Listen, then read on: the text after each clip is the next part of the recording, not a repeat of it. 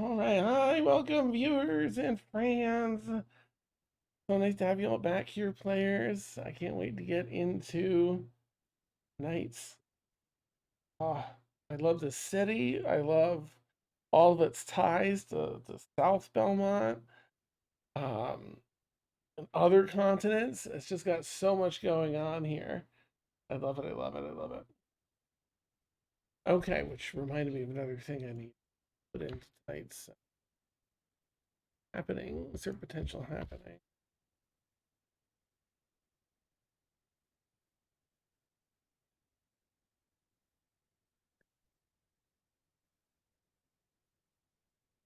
Mm.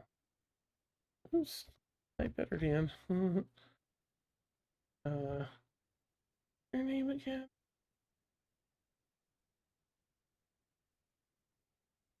Okay, here we are. So nice to be back with all of you, hanging out and playing. Um, where were we? Gosh, we were traveling across the Morishita Expanse, the plains of the central continent here. We had a lot happen. You fought off the skull that had grown to an Icarus squid-like blob.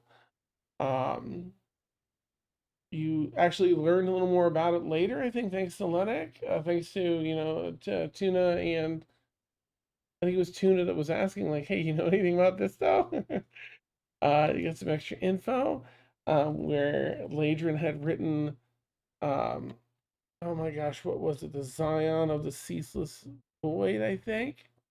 Uh, yeah, in her notebook. That was fun. Continued traveling along and found the place where Ladrin's village used to be. Planted the Dryad seed there.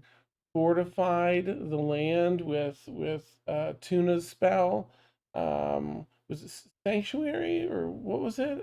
It was Hallow, I believe. Oh, that's even cooler. Yeah, that's so cool.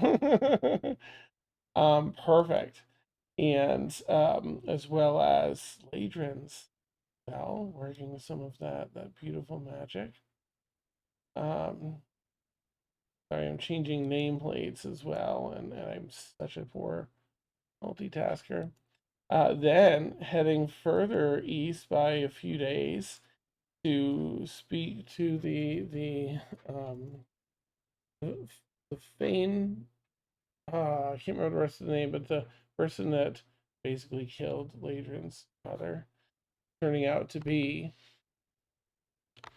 the mother of Ladrin's fiance, and processing all of that before heading east. And once meeting the shore there, you ended up that beautiful Candlelight Bay, named so for the adorable candle horses. I think that's something a little more clever than that, but not much. The little seahorse kind of creatures. It's sort of like a dance of the moonlight jellies in Stardew, and they light up the whole bay with their bioluminescence as they come into the bay this time of year. And where you met Lennox and got some helpful info from Lennox. Lennox also looking to help all of you out. Seems to know Thea's great grandmother, the dragon, and recognize some kinship in that dragon ancestry, and such. And um, just gave some info, gave some money, I think. Asked for some help from Feora with something that she can do with the Thieves Guild. And then everyone kind of partied. And then continued on in the morning, which I believe brings us up to where we are now. I think the rest was just travel to North Belmont, which is pretty uneventful.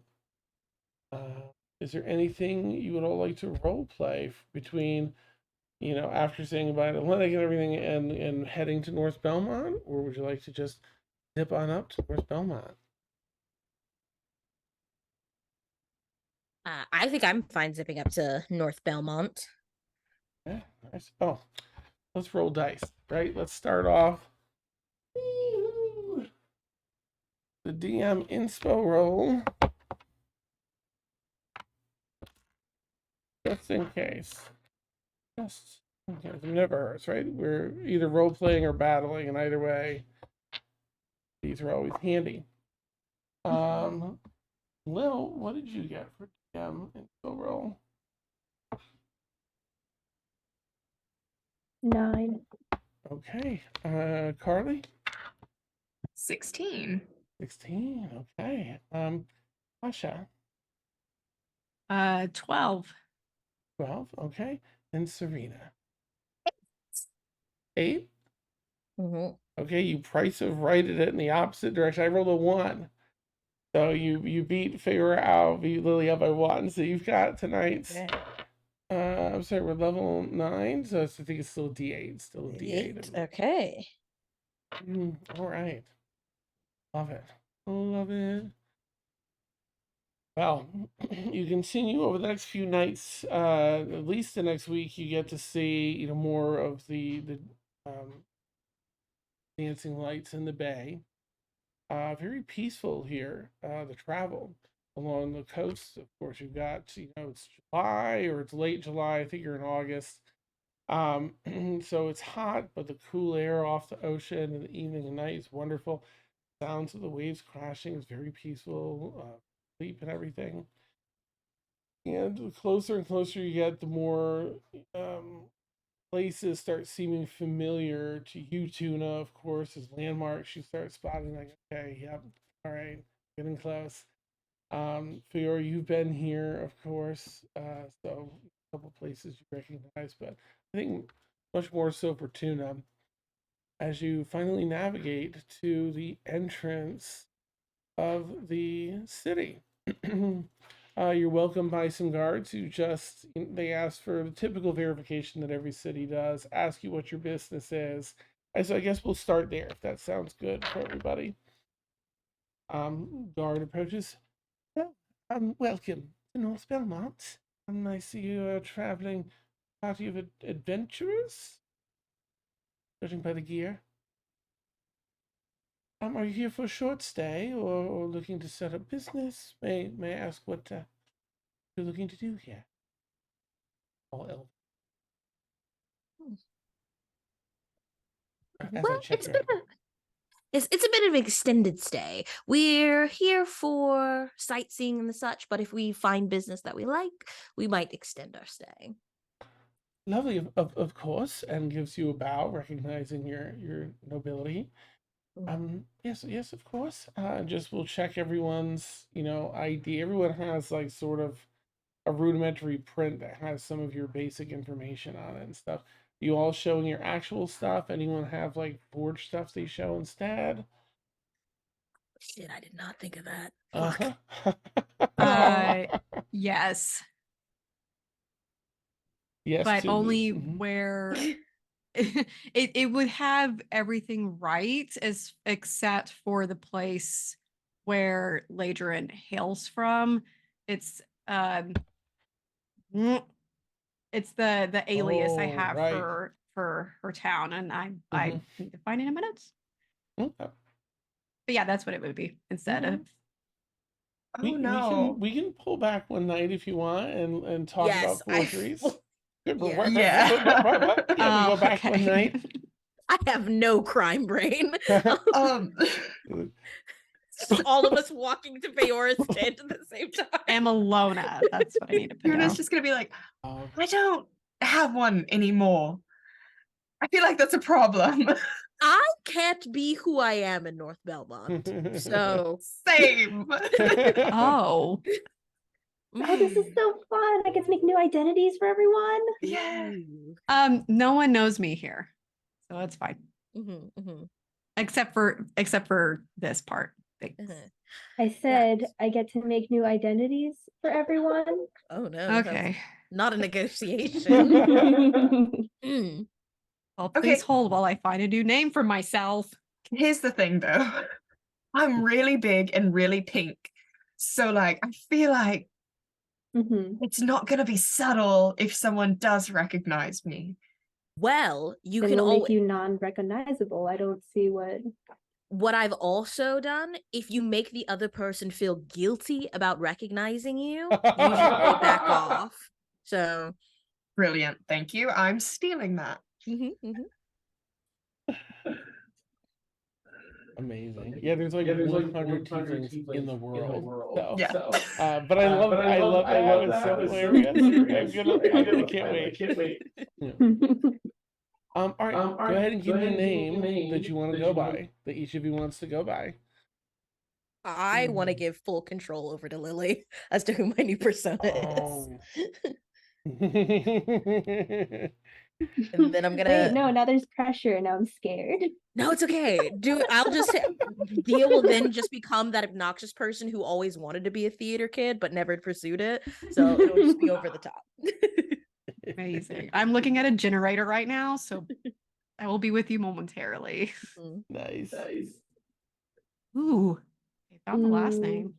The campfire crackling, stars out, and you're all looking. I was like, oh, look at the names. I mean, I think opportunity is just fun, right? Like, it's not my name in North Belmont, so That's a good way to it's go. fine, right? You have a different name in this city. I mean, how many names do you have? No, I only have different one. names in every city. So who am I traveling with? No, before the bombing and everything, my name was Irie, and then the whole like new opportunities came to me. So yeah, I figured turn over a new leaf, get a new name. But I mean, they don't know that. Have it. Dia, you're Amelia Thorne now. Amelia Thorne, understood. If you guys want disguises to go along with this, that is completely.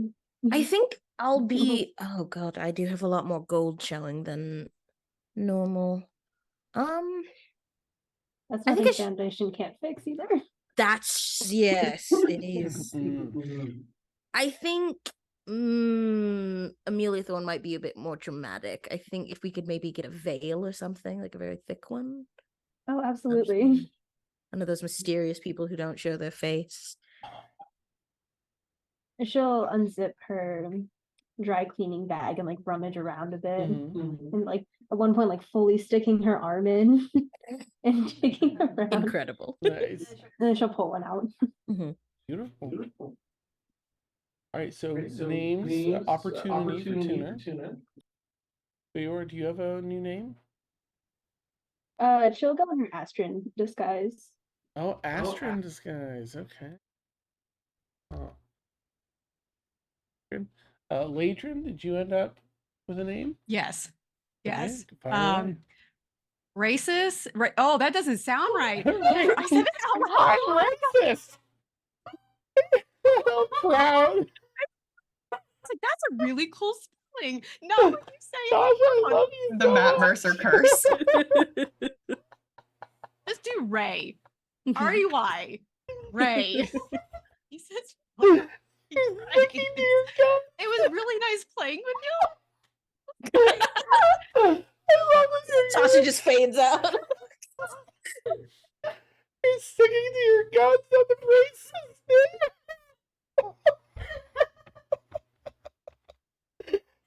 Goodness, call me Ray. Oh, Sasha, you can't do this to me. Oh my god.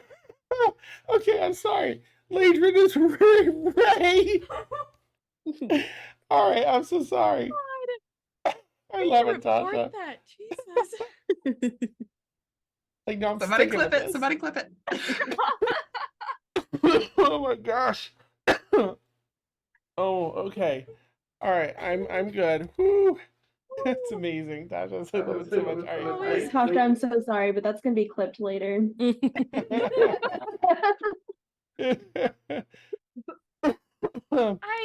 Wow.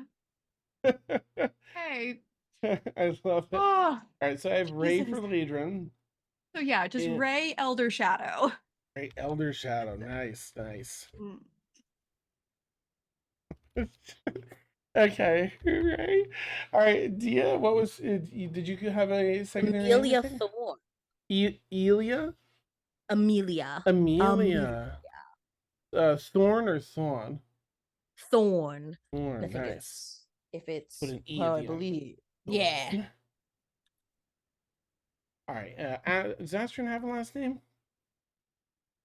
Not one that you need to worry about. Ooh, nice. But you can probably say to the guard because, does Amelia still, Yeah. flash her nobility?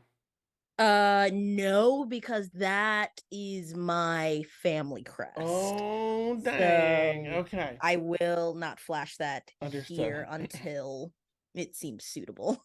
All right. So, as the night goes on, night falls, you continue to fast forward to the next day. I'm so sorry, I'm a child. Uh, um, you arrive at the city. The guard asks the names. They're just gonna look at Ray's first so I can get that out of the way.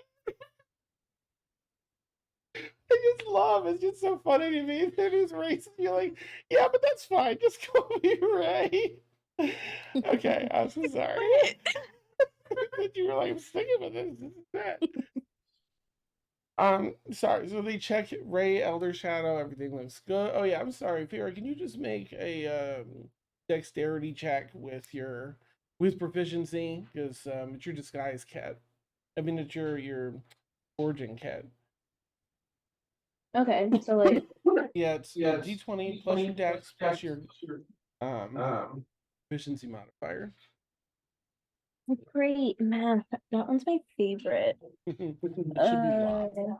That plus that 24. Beautiful. Okay, yeah. They check it. They hand it back to you, Latrin. They'll take yours, Tuna. Just quick nods to everyone of approval. Pass them all back. Yes. So a slightly extended stay. You say.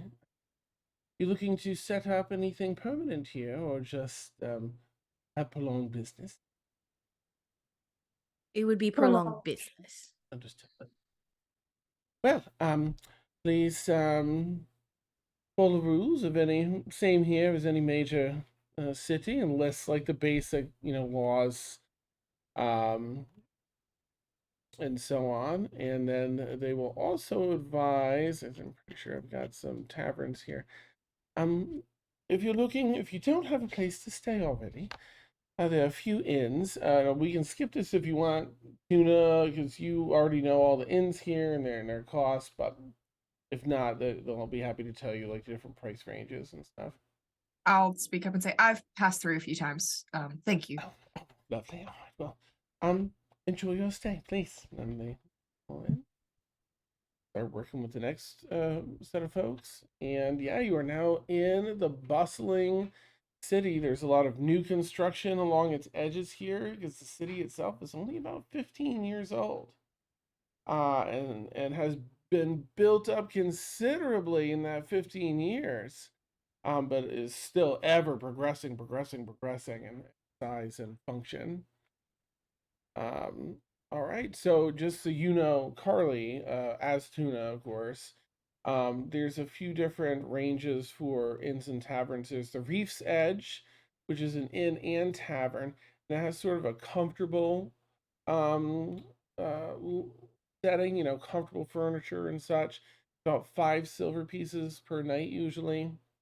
It overlooks the ocean before along the edge of the coast. There's like a 50-foot drop, and then the docks are down below and stuff, just to act as a barrier for storms and stuff. So you get a nice overlook of the ocean on that one. 5 silver per person. There's River Run, which is an inn and tavern. And that's sort of in the aristocratic range. It's 2 gold pieces per night. Along the main river that flows out to the ocean here. And then there's Twin Cities Surf and Turf. This is a tavern. There's no rest here, but it has anything from comfortable to wealthy dining experience. So, like $3 to $5 signs or whatever on a menu, online, if you're looking it up online, 5 gold pieces to 8 gold pieces per meal. 8 being like this incredibly decadent 13-course meal. And 5 being a little less than that, but still tasty. Yeah, so you start navigating the city as you get kind of a rough lay of the land without having to walk too far through the city. You do find that the city itself sits above the docks. Let me see if I can go down to, I think I've got to write up.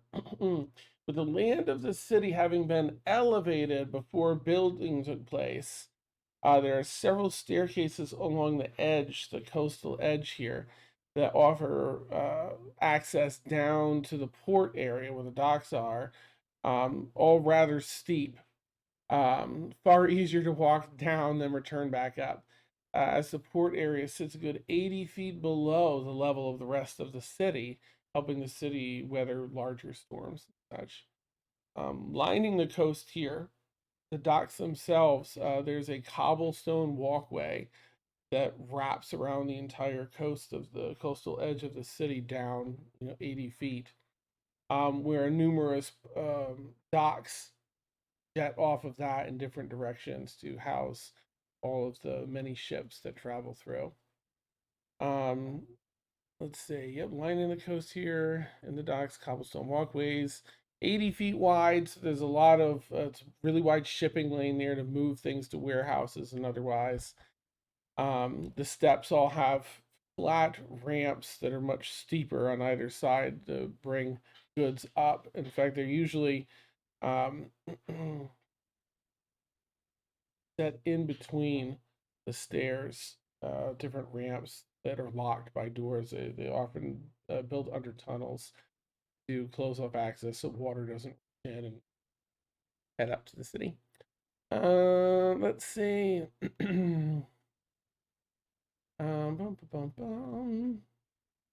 Yeah, there's always been something extra reassuring about the linear look to it. It's all very clean and cut, well engineered.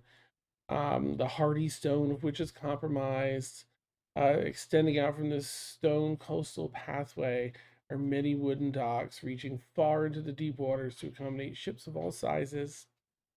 The city was built with this port in mind, and so the city's size has yet to catch up to the size and vast accommodations of the docks themselves, though it strives to with each passing year. The docks in the city, yeah, having been built 17 years ago, that's how long ago then. There's still much new construction taking place, as you saw. Many warehouses line the coast along the cobblestone walkway. Some are owned by the families and businesses that operate out of North Belmont, while others are rented to those starting businesses or not flush enough to own their own. Waves crash softly against the side of the stone walkway. The familiar sounds, a cause of seagulls and sense of the ocean air, of the ocean filled air, that that salty. Anyone on coastal knows that is that pungent but like really wonderful smell of the ocean when you get back to it. It's like yay. And yeah, you begin walking through the streets. A beautiful little creature crawls up and kind of darts across the street and then kind of makes a little meow. Meows up to you. A Belmont bristle cat. Uh, Purring, presses himself against your boot, Tuna, with its long, scaly body and the soft feathers of its wings brushing your leg, lets out a small sneeze, a brief tuft of flame. Meow. The cat. I mean, it looks just like Gil, but it's a I cat. gesture down. I told you it was a cat. They do look similar. Right? And I'll like lean down and like scratch it. It's got like the cat tail. There's like so many features that look like Gil, and it's still okay. It's a Belmont bristle. What do you call it? Type of cat. I look over at Gil. Do you breathe fire? Or just sleep Wait. gas? I think Gil can do the minor illusion. We'll just like a little fire Ah, illusion. yes. Yeah. Not to be shown up. Yeah. Mm-hmm. Where would you like to head in the city? To settle in, or do you want to do some investigating? What would you like to do? I'll explain about the different inns, and say, now, so I did eat at the Twin Cities Surf and Turf one time. I didn't pay. We scooted out before that. A long time ago. Different me. It's really good if we do want to eat there, but it's a little expensive. All right. Well, money's hardly an object for us now. Mm-hmm. But Well, I think a place of operations would probably be best. Oh, absolutely.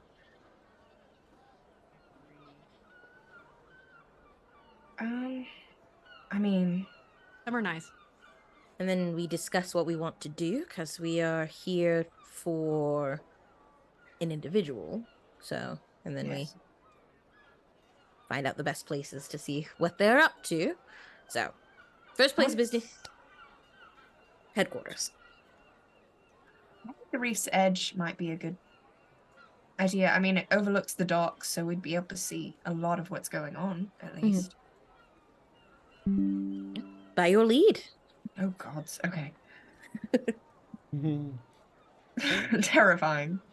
Okay, So, you're yeah. heading over to the Reef's Edge. If that's good with everybody. Mm-hmm. Good for me. I have no idea what's happening in this town. But I'm just excited to be along for the ride.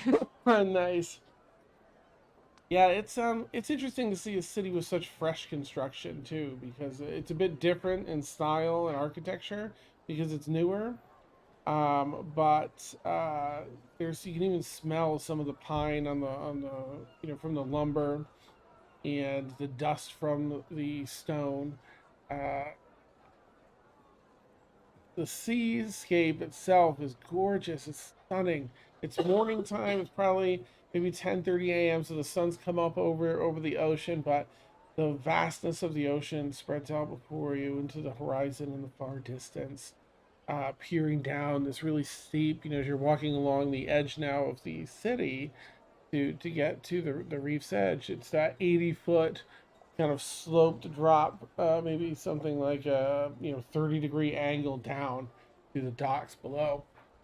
Um, it's a scene to take in. It's beautiful. Make your way over to the reef's edge. A rather large establishment. It's built on. They've built an addition on it, Tuna, since last time you were here. And look, just to house more people, more traffic, more business.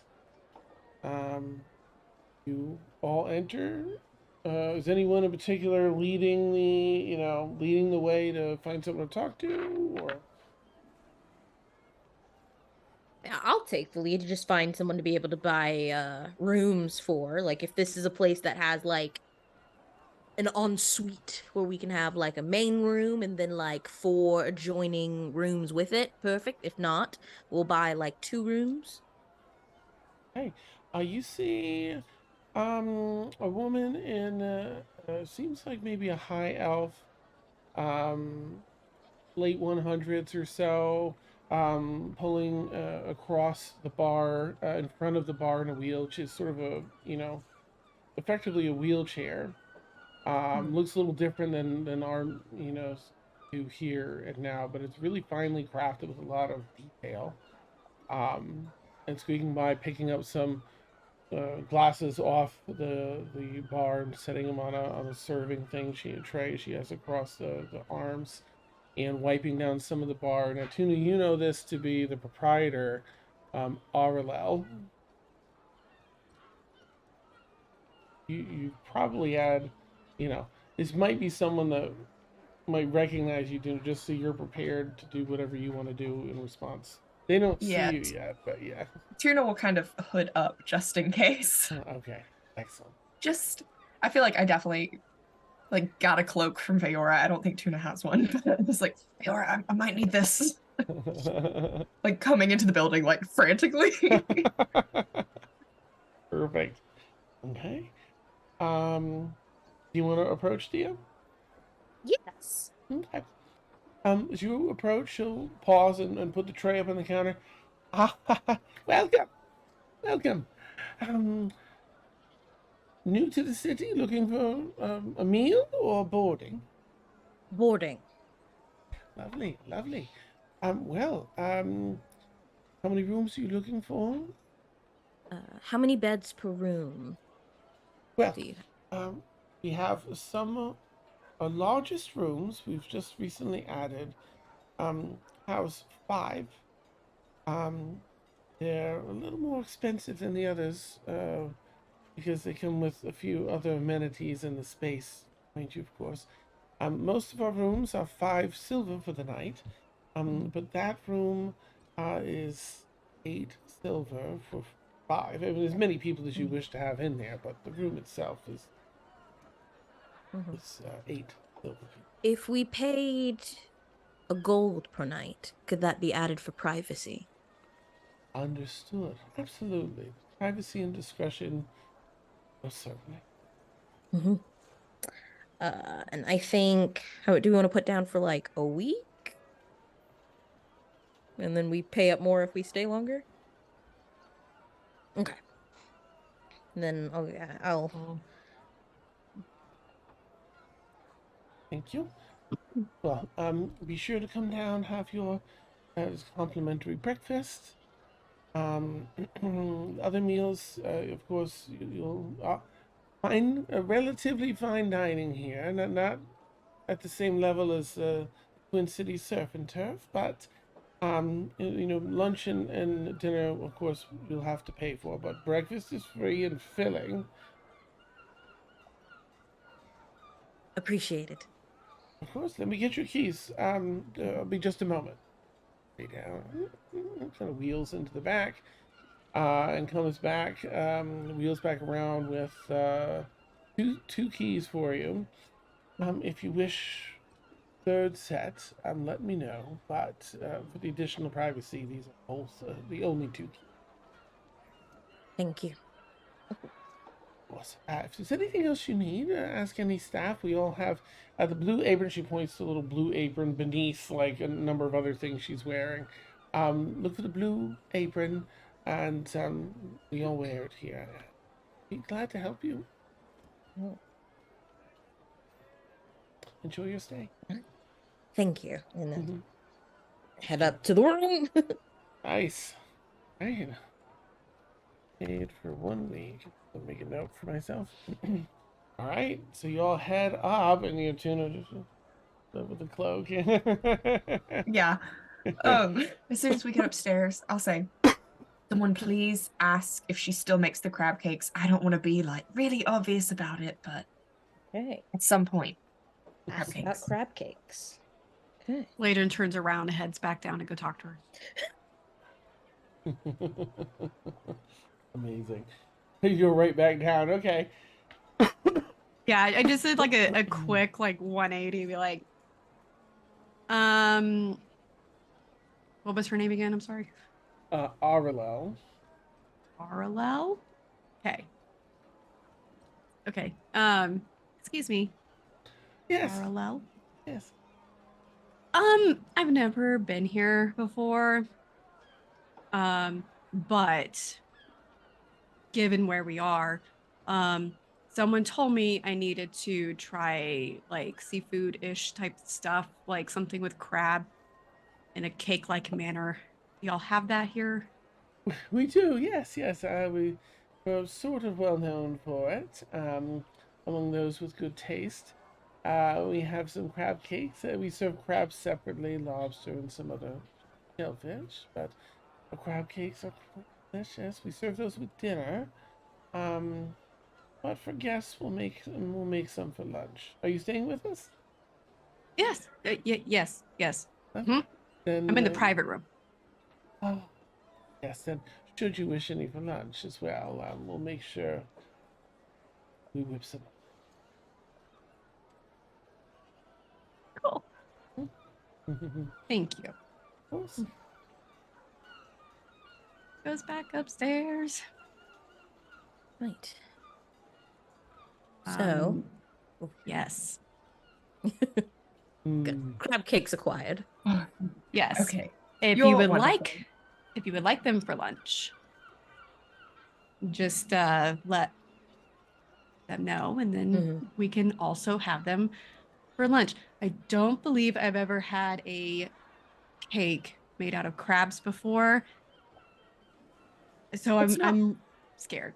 No, it's not like a sweet thing. It's like a little pancake that's got. I don't know how to explain it. It's really good. Just trust me. Sorry, I've not been here in like 7 years. I'm a little excited. Right. So before on that energy, do we want to discuss Hosk and then go about the city in our own ways, given that we're all very capable? I think we'll be fine not searching as a clump to throw off suspicion. So what do we know of Hosk? We don't. I think that's the point. Is all right. I can give you a rundown of what you know.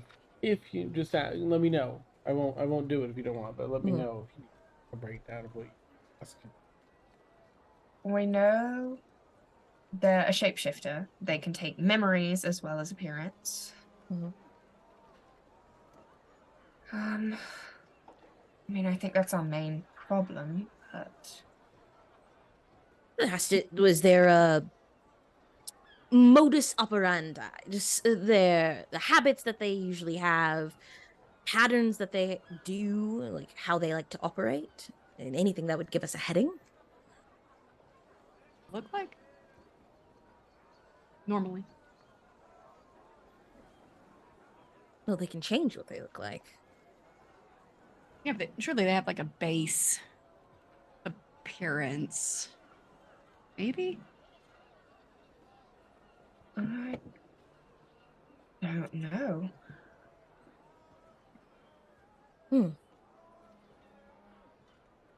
This is gonna be fun.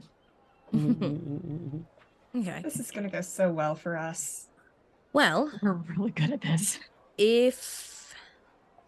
I'm only taking it from.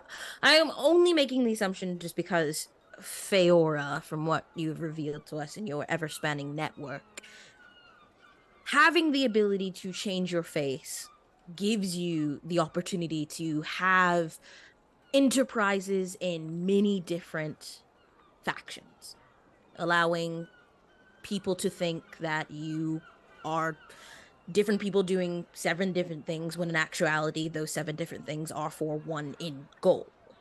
Am I correct in that assumption? Oh, yes. All right. So I suppose if we're starting from the ground up, if not working backwards, see what intermittent things are not connected, or if you have a better heading, given that you are a master of disguise yourself, on where we should look. I mean, I find that in the business of, or that when you have the ability to change what you look like, makes crime a lot easier.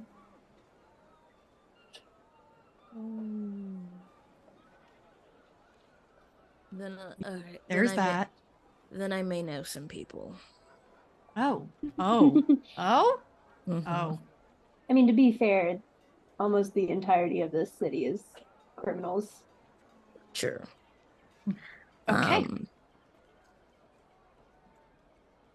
Yeah, we should probably give Ladrin a rundown. Yes, please. The politics of the city. I'm so out of place in this town. I have my family's interpretation of how the city was built, of how the city found its setting. A branch of my family separated from the main household, taking with it a lot of enterprises that my Maudie developed in her time in Avalon, and took with them many of that enterprise and a lot of money, and set up a foundation here. I know a lot of their skill set is in information, because some of them are gifted magically, not, as far as I know, as extended as myself and my body, but my family is very persuasive when they want to be. So. Good to know. Through that, I'm aware of two other families that are allies per se, but I am not sure. I'm not entirely sure how far their roots go. I know the Monroes, who are run by an Alistair Monroe. And then I apologize if I'm pronouncing this last name incorrectly. Tarantals? Oh, Tarantal? Tarantal. Okay. Mm-hmm. Mm. Sorry. No problem. Phonetics. You can't get worse than me, so it's fine. Right. So the Tarantals, so the Monroes, casinos, fight pits, games of chance. They also, on the front face, do import and export, which I'm sure runs into also illegal things. And teaching people lessons, in all extenses of the words. The Tarantals, same thing, import, export, protection rackets, and extortion, all of those lovely things. And they are headed by the Baroness Faye Tarantal.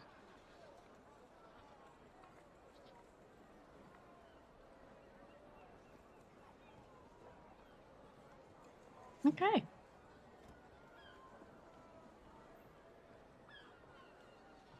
I'm mainly just going to be following y'all's lead till I get a footing. But oh. Honestly, if you have to pick one, I would think that the Monroes are probably the least scary. I mean, there's the whole thing with the undead, but like, that's not that weird. What? Yeah, Alice is an undead. It's a whole thing. Like what level of undead? Like zombie, or like much more conscious, from what I Yeah. understand. Like, or like bitey? no, I don't know. Too many They just rumors, not enough to speculate. refuse to die, Well, kind of thing, is what it sounded like to me. Spite. Spite, yeah, very spiteful. Oh, like a necromancer lich Mhm, being. Yeah, yeah. Cool. right. That, Great. or he actually died and someone pretended to be him, undead. Oh. Now, Feora, is there something you want to tell us? Uh-huh. I was thinking like a phylactery was set up somewhere and he's just like, he Are has you 9 lives. actually Alistair? Oh my, stop it. I am now. Wait, what? Now? Well, I mean, someone's out there doing it now, but we had infiltrated the family a couple years back, and then we caught wind about how they're planning on murdering him. And I was like, hey, what if we let him die and then pretend to come back? Because, they're a very superstitious family. And I bought it. I have been. So, is it one of your agents that is pretending to be Alistair? Right now in this moment, yes. But I was the one who did it initially. Then we have then we course. have an then we immediately have an in then if they're one of your agents. Yeah. This is a lot less stressful than I thought it was going to be. I never know what sentence is going to come out of your mouth whenever you open it, Feora. And every single time, it's the most wonderful thing I've ever heard.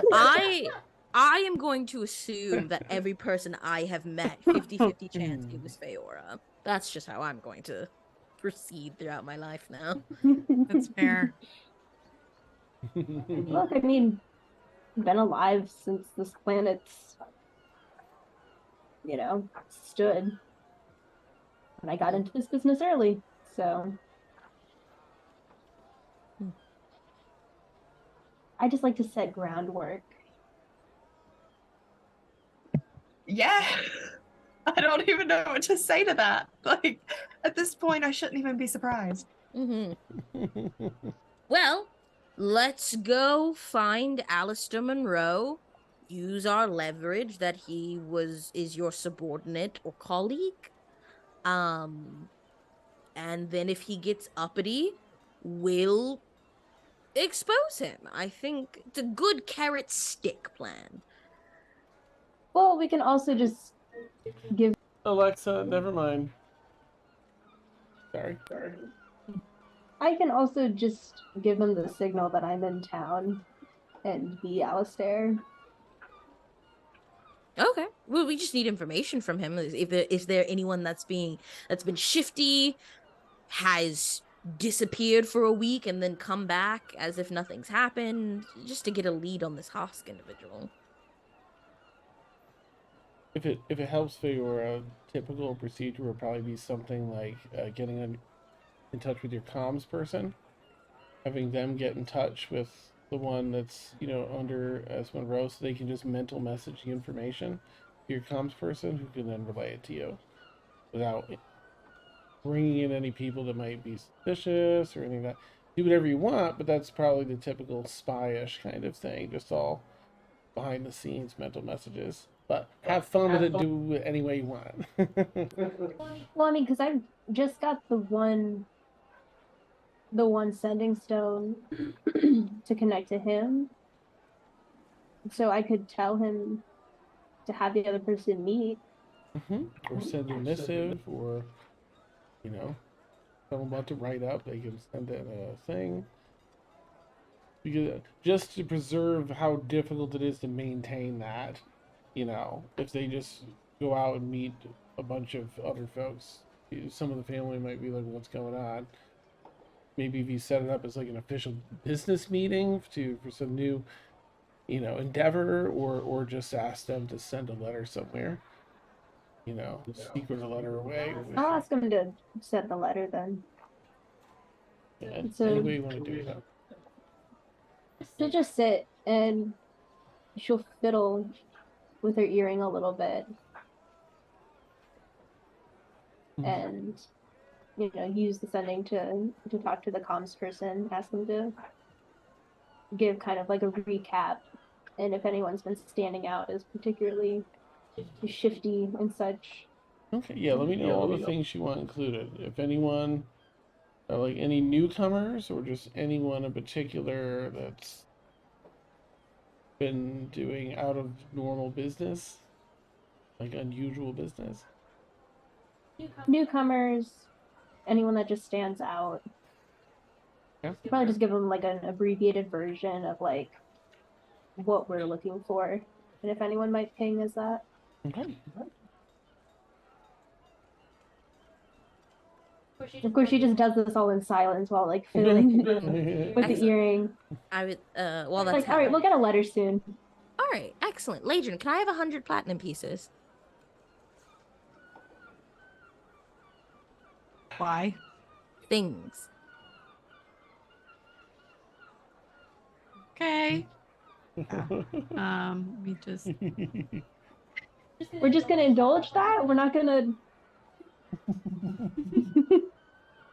Okay. 100 platinum pieces. Okay. There you Well, go.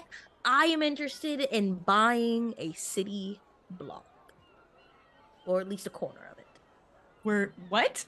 Mm. We're what? Oh Mhm. wait, for business? Business? Yes. Yes. Right. Okay. So it's kind of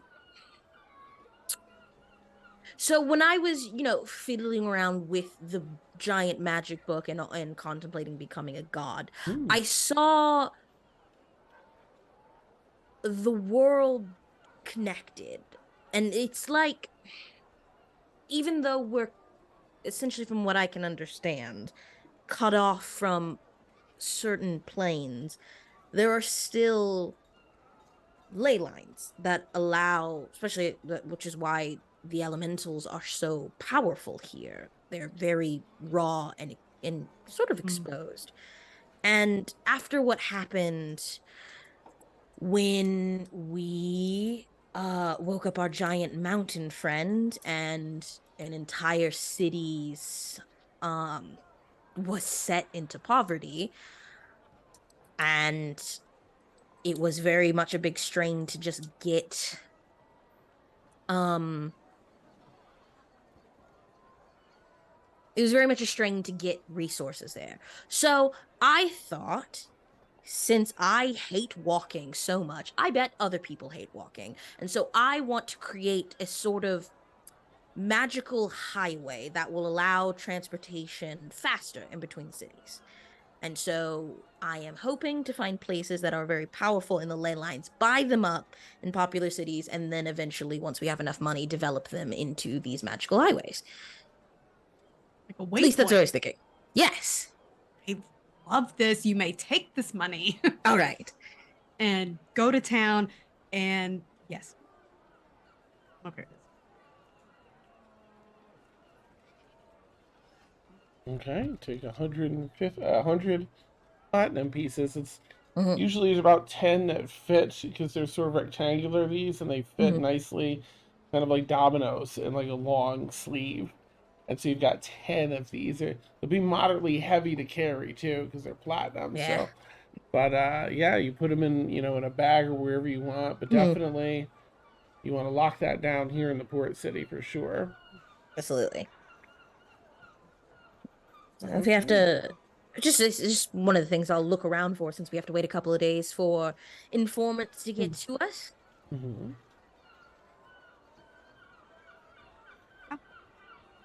All right. I'll also say, Tuna, that for what it's worth, you do have a person that really keeps their finger on the pulse of everything going on in the Yeah. ports. Just so you have that.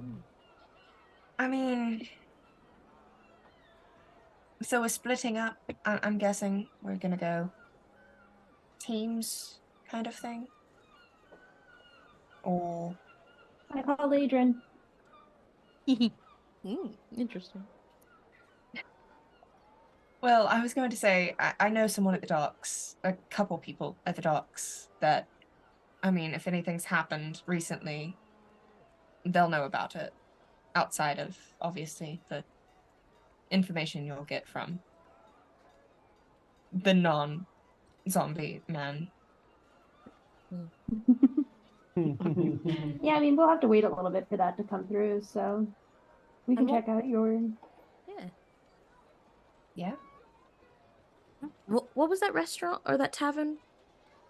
Are you The Twin Cities Surf and Turf. Twin City Surf and Turf? Understood. Also, this isn't I'm not gonna buy a city block. Can I just have like 100 gold just grease palms with Sure. just in case? Thank you. I have 74, but I want to make sure I can swing it. Thank you. Yeah, because you Uh, purchased a business before and set Mm-hmm. it up, I'll say that you probably know, just looking through like the cost of things like trading posts, things like that. Mm-hmm. It's usually around for like a trading post, like a street front shop, like you have, Mm-hmm. around 5,000 gold pieces to buy the property. Now you don't always have to buy it, 1,000, 100 platinum is 1/5 of that, and it'd be easy. But they'll probably set you up with like, okay, you gotta make payments, which is fine. Just keep track of that. And I mean, that's 20% down. That's definitely doable. If you haven't, well, I guess you'd be doing it under different names, so the other business wouldn't help you. Yes. But still, it's Well, here's the manageable. thing. I'm actually so this might be in the future, but I Ooh. do if we go back to oh Lord, where is our city at? What's our city's name? Oh, I'm so bad at Overman's this. Mill. Oberman's If we Mill. go back to Oberlin's Mill, if my shop is not on a now that I'm aware of it, the plan was if my shop is not on a ley line, I was actually thinking about possibly selling it and then buying another property that is on a more strong on a powerful ley line. I think this is starting to become my new venture. Okay. Than the Adventurer's Attic. So Okay. Yeah, that particular one wouldn't be.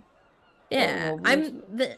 Okay. Then I think I'm fine putting a down payment now because as a sorcerer, I also have to focus really hard about teleportation to know it. Yeah. So it'll take some time for me to actually learn an ability to do that. So Okay. It's an investment. So Okay. So I'll just check in with you here and there. We'll set up, offline. We'll just set up, there'll be like a monthly, amount to be sent, and who knows, you might get some more fat loots while you're here. listen, we just gotta rob another dead old guy. Yes. But that's about Do the it. price. There's room to haggle, of course, but Okay. 5,000's about the going price for nice size servant. And gosh, you all have actually, I don't know if I said anything about that, so I guess I can't reveal that. But you might have.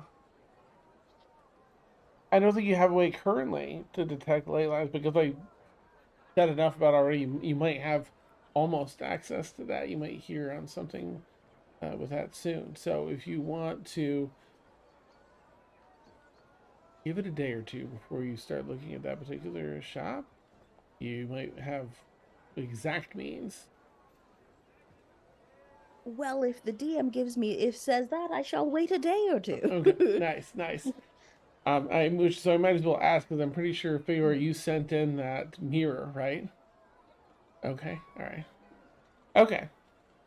We will advance things. Maybe just sorry. Did you have anything you wanted to do with that contact, or? I mean, we're near the dock, so we could scoot while we wait for the response for Feora. We could just scoot down there. If that's cool with everybody. Yeah, We're all absolutely. going to the docks. Yeah. Cool. Okay. Well, let's see. Oh, do you all stop? Do you order those crab cakes for lunch or anything? Yes. You get the, okay, nice. And I get some to go, and just put them in like a little bag. There. Yeah. Later need to try these. There, if you, as long as you enjoy seafood, then these are like incredible. They got the crisp, they've got the warmth and goodness on the inside, and they are just rich and decadent. God, they're so good. Look, Carly, say that crab cakes transcend liking seafood. I don't eat fish. I will fuck up a crab cake, man. Crab cakes are like they're amazing. That's awesome. Ooh. Like, especially with that little bit of lemon squeeze that they give you. That's a couple slices of lemon. magical. Like in the shell too. Like if it's like made in the shell, like. See that? I don't think I could do because that's too much. I know what I'm eating in that point. Like as long as I don't know what I'm eating. You like that classic croquette, like breaded crab cake? Yeah. Like, okay. Give me the one that looks like a little hash brown patty, and I'm good. Oh yeah. We make ours with it still in the shell. As a warning to other crabs. Just kidding. That's awesome. So you have a tasty meal in the room, and then you pack up some of those to go. And yeah, you head out. It's a little afternoon now, maybe 1:30. City is bustling, loud. Plenty of people working down at the docks. You start as you start to descend the stairs, that 80 feet of stairs diagonal is more like, 100, 110 feet. And it's, yeah, you can tell halfway down as you get a little tired. You all walk a lot, so it's not a big thing for y'all, but it's definitely gonna be a pain in the ass to go up these later. You remember I'm on that a too. You broom. remember that, yeah. Ah, you got a broom, nice, yeah. Beautiful. Yeah, so you make your way down. You navigate the docks. It's everything you remember, Tuna. They've made new improvements. They've got, plenty more workers, more warehouses here than before. You spot, some people working. They're not really paying attention to you or anything. They're just moving cargo that you probably worked with before. You knew. Put up, I imagine. And Yeah.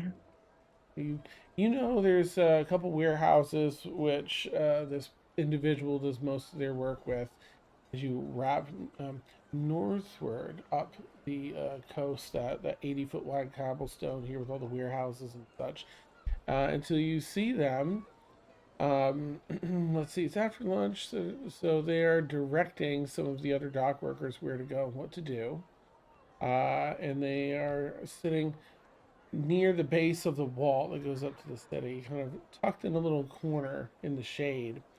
Little awning of cloth draped between two warehouses, like a little alley that just goes up to the wall there, maybe 10 feet deep. But they're inside in the shade giving orders to other people, so kind of an out of sight place to go if since you're being wary of that kind of stuff. Yeah, I'll just go sit over and just plop down Mm. next to them, just very nonchalant. Hello? Can I?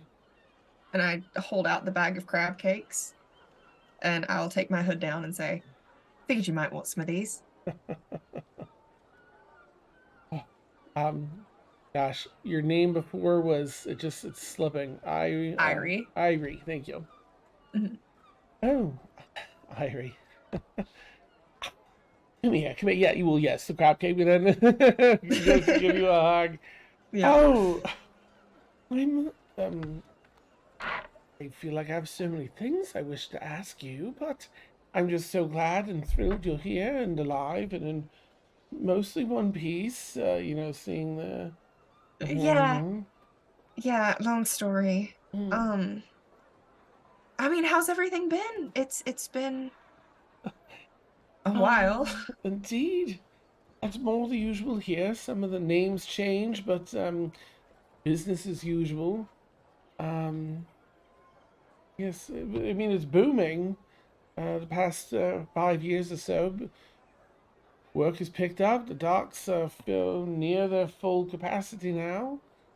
Um, so I suppose work's been good the past 5 years. It's better every year. Yeah, as long as you stay out of trouble, of course. Not your Is strong there any? suit. Yeah, no, not my strong suit at all. Still not. Um, Hmm. that's actually why I'm back. My friends and I'll kind of gesture at everybody else. Oh, hello, yeah. Everyone, this is Sidor. A We pleasure. go a ways back. Well back indeed.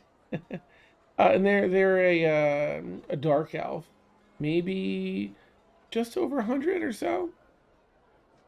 Cropped, wavy, white hair, brown eyes. Some sunned, black skin. Out here in the day after day, not always in the shade. um, a bit weathered skin. Maybe 5.5 feet tall, lean build. Seems to fidget a lot.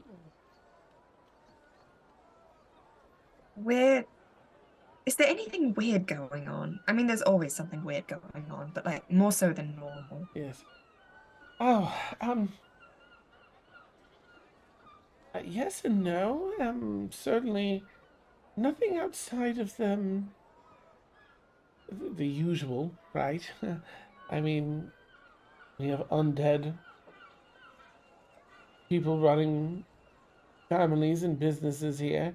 Um, there was a time 2 years ago where there was sightings of a giant creature in the water, quite frightening.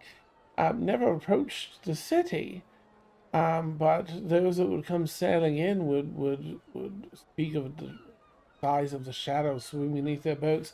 And there's a couple times I could have sworn I saw the sea level rise on the horizon as there was something displacing it just below the surface. But that hasn't been around in a year or so. Um, I think the only thing unusual, perhaps, is just the 5 years of good fortune.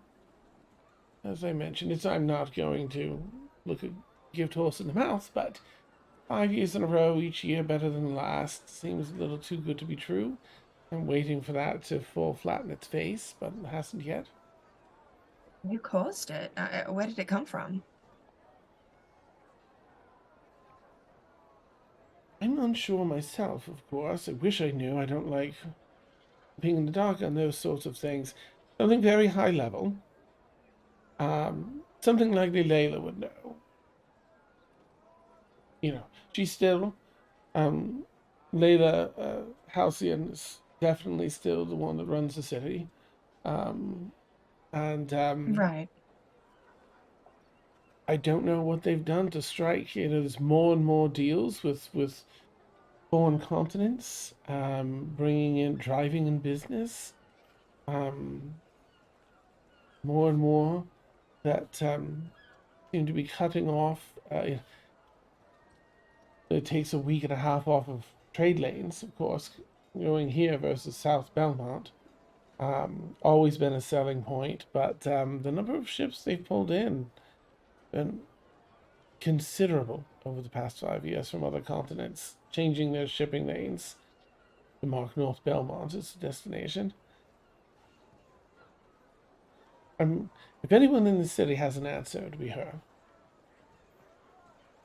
Well, good to know. Thank you. Oops. Don't mention that I'm back in town if you don't mind.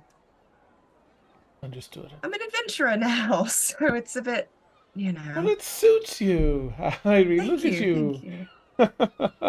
Yeah, I'm trying to kind of lie low as best I can, but I knew if we needed to know anything, then you would be the one to come to, so. I will keep my ear to the ground, and if I hear anything, is there a place I can find you? Are you staying in the city or outside? We're at Reef's Edge, so. Oh, I love the view from the wonderful, wonderful. You know, if you are looking for any information on, of course, Layla being very difficult to track down, um, I would probably send you to. Do you remember that terrible dive? The bar over in the southern quarter where Gerald got thrown clean out of the window Oh, in that bar fight. yeah, I remember. I've never seen a person fly so far. I Um, didn't know it was physically possible. well, down there, that bar still stands somehow, very rowdy. But there is an info dealer there named Lador. Um, and the gnome, but very professional, also very curt. So, but if anyone I know would have information perhaps on where you could find Layla Halcyon, the door would be the one just to look for. They're there every evening, and they charge a heavy copper for information, but it seems to be good information each time. So I think they're worth it. Well, thank you. I appreciate it. Yes, to just be be careful, of course. I've gotten Later. better at that recently. I'm very, very glad to hear that. Well, we It was good should. to see you. Of course, the same. I hope to find something that can help you in whatever you're doing here. And if so, I'll find you at the end. Thank you. Take care. Take care. Pleasure to meet you all. And she starts shouting at one of the dock hands, like, ah, not there. You know. All Okay. right. Well, that's not good, right? It'll be tense. And there is like sparks of like lightning kind of like crackling along my hair and my back. I'll kind of just like grab Dia's hand. It's all right. We don't have to. There's other ways. It's best to talk to her if she has information that we need. Besides the fact that if her goal is to deter people from South Belmont, the fact that my parents are missing, if she doesn't already know, then she's behind it. And I feel I want to know. It's just ugh. Blech. That is how I feel about it. Besides, it's not her I have issue with. You want to set fire to something that she owns? No, I want to set fire to a particular person, but it's likely she Okay. can eat fire. So You said that she eats fire? yes.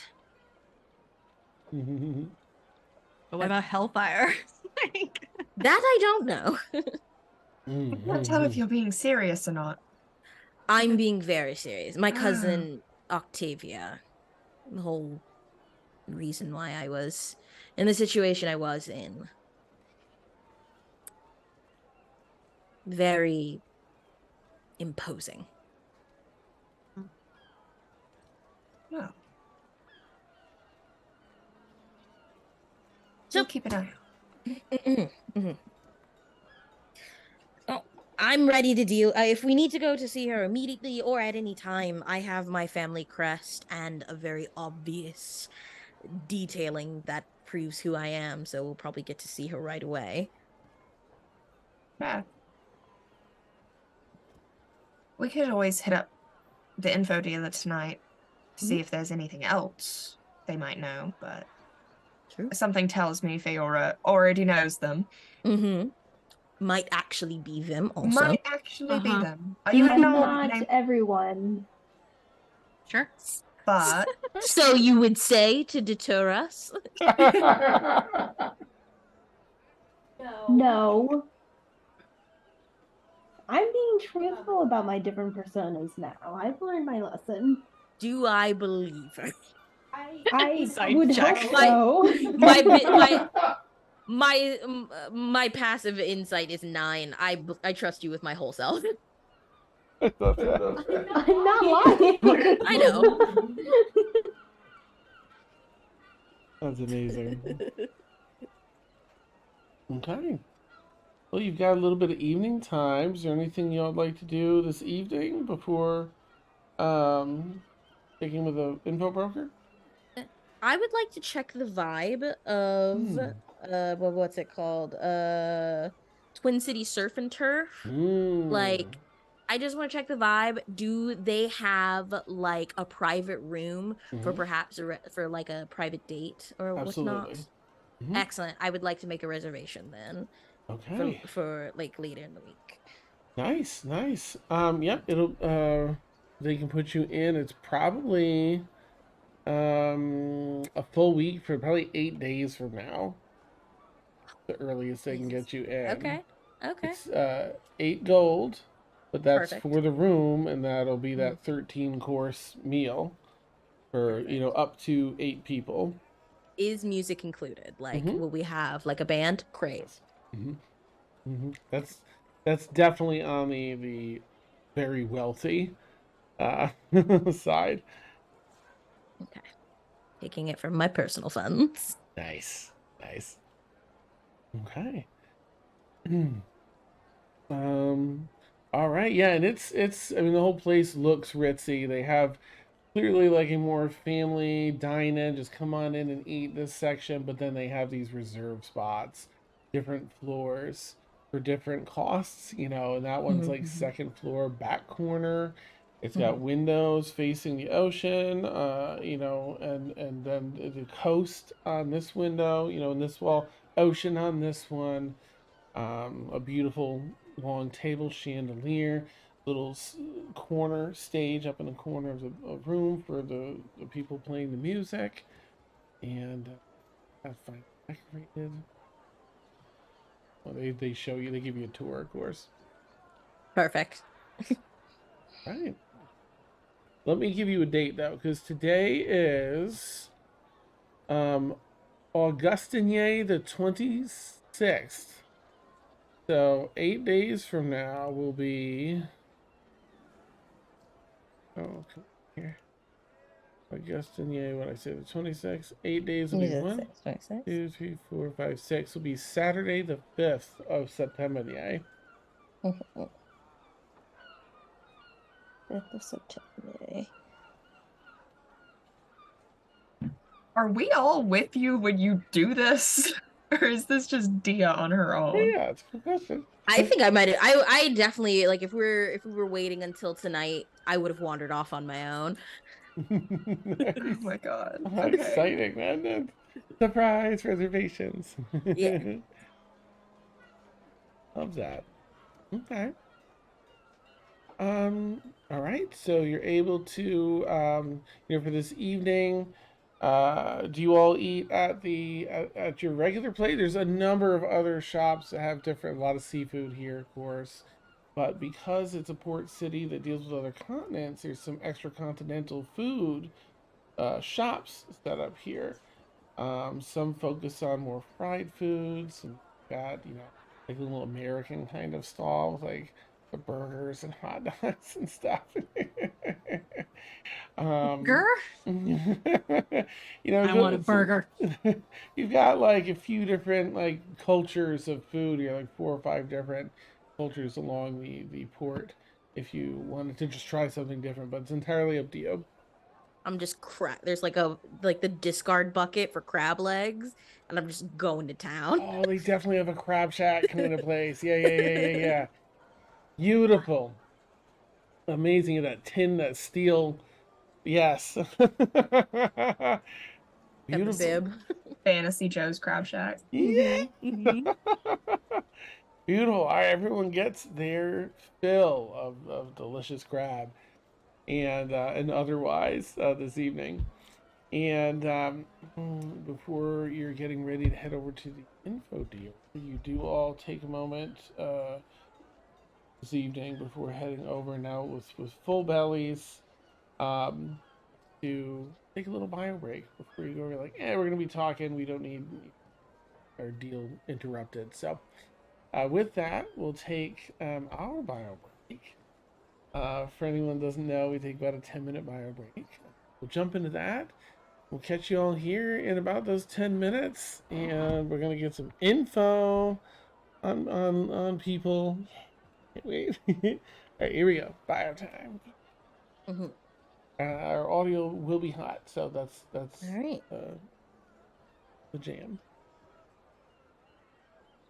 Gonna go. I definitely need a little snacking tin, so I'll be right back. Mhm. I should probably go get myself some Snacking water. tin, snack.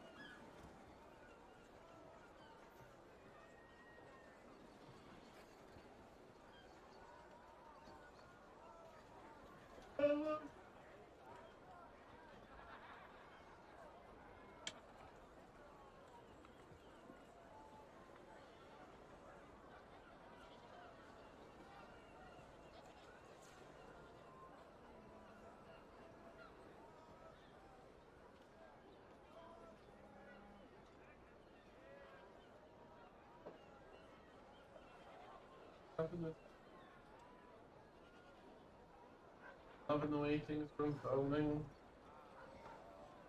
So I love that Neil wants to buy stores. Lines, so cool. Breaks that mirror. Who did you send the phones?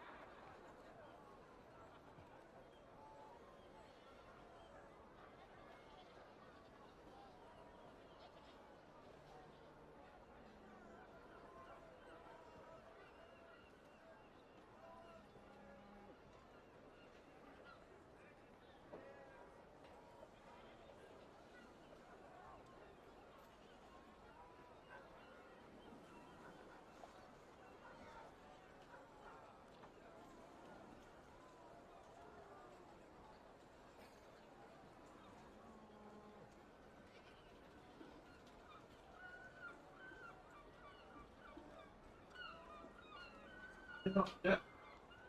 It's, they put stuff in it to make us want it. Not okay. I wasn't until you started talking about how hungry you are. Now I'm. I have cheese wheel on a little cleaned out.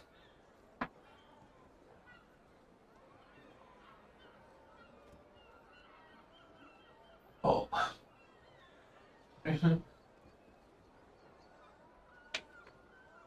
Oh, a kiwi. Oh, kiwis. Alright. You want a veggie?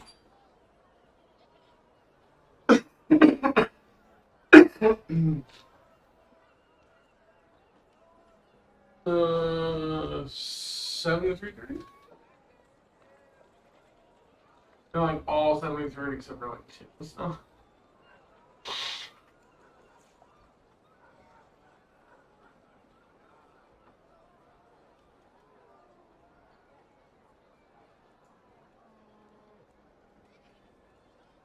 Oh.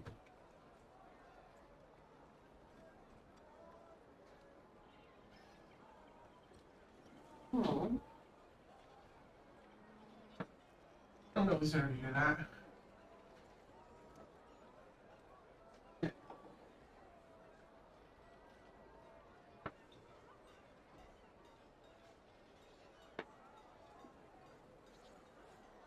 What are you hurting me?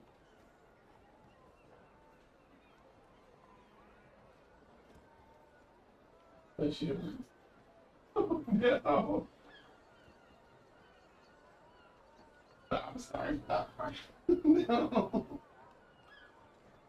Oopsies. Damn right, oopsies.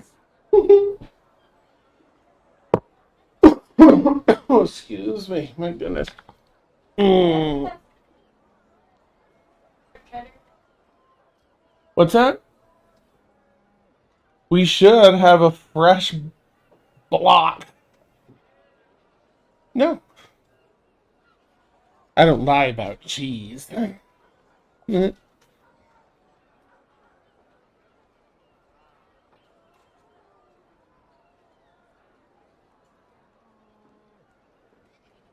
Oh, that is so exciting. What? Oh, yes. Yeah, I was just reading.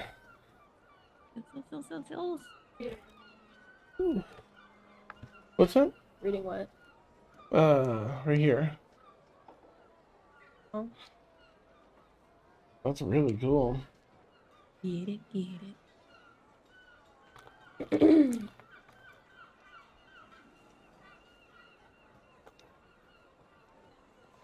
Plot twist. They do.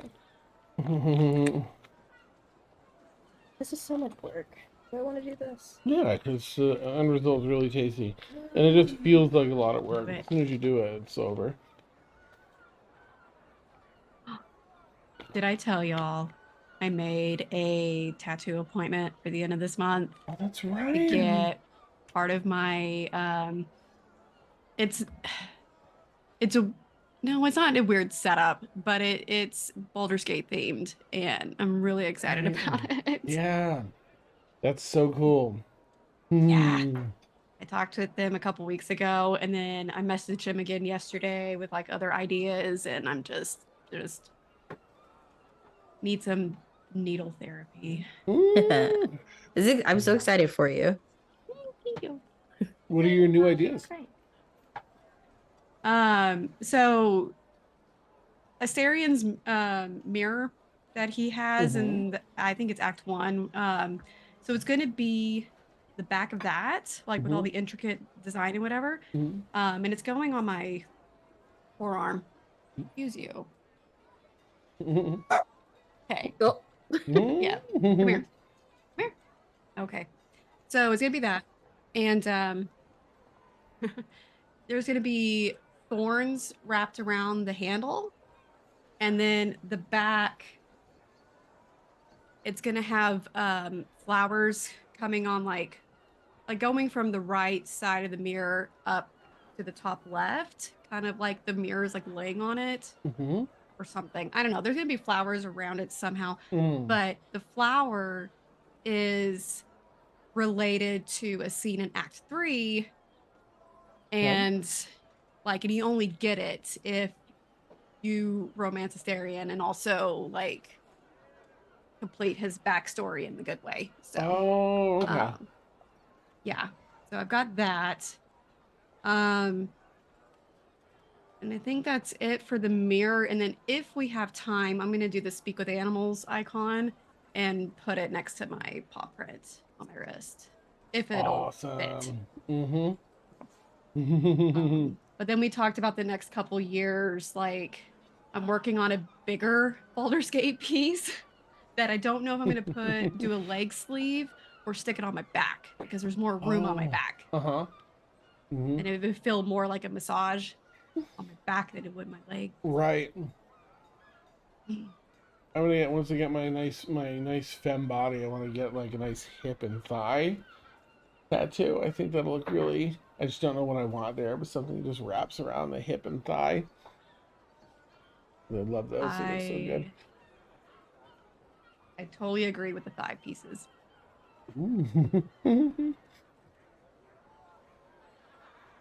It was like my third and fourth tattoos, I think, were my thigh pieces.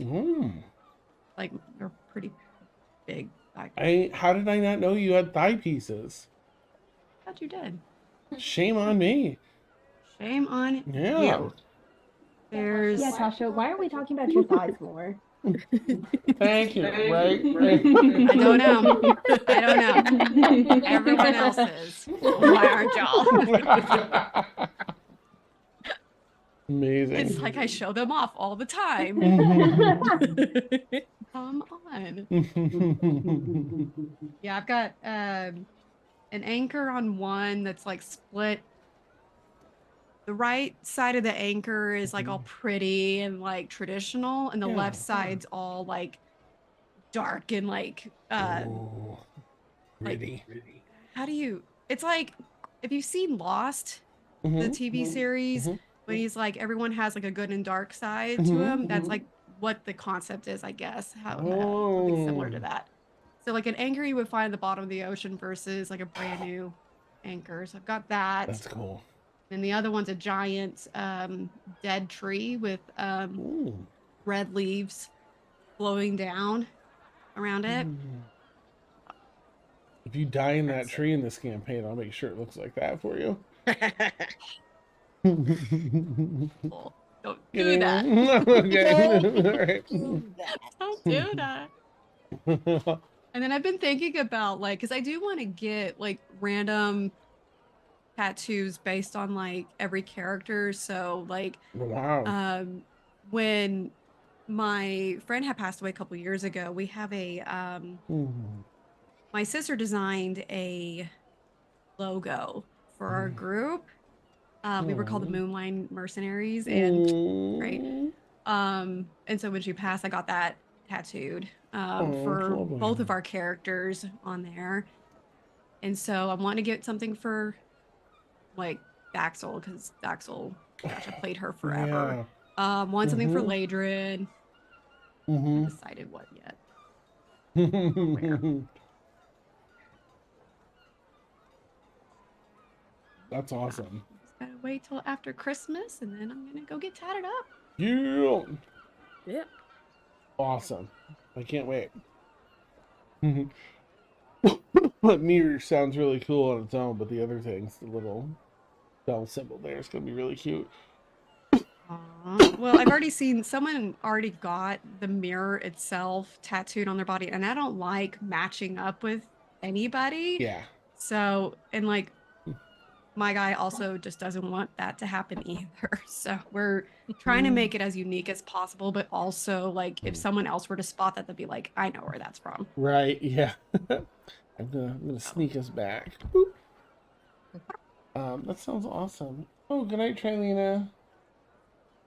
Sorry if I missed that.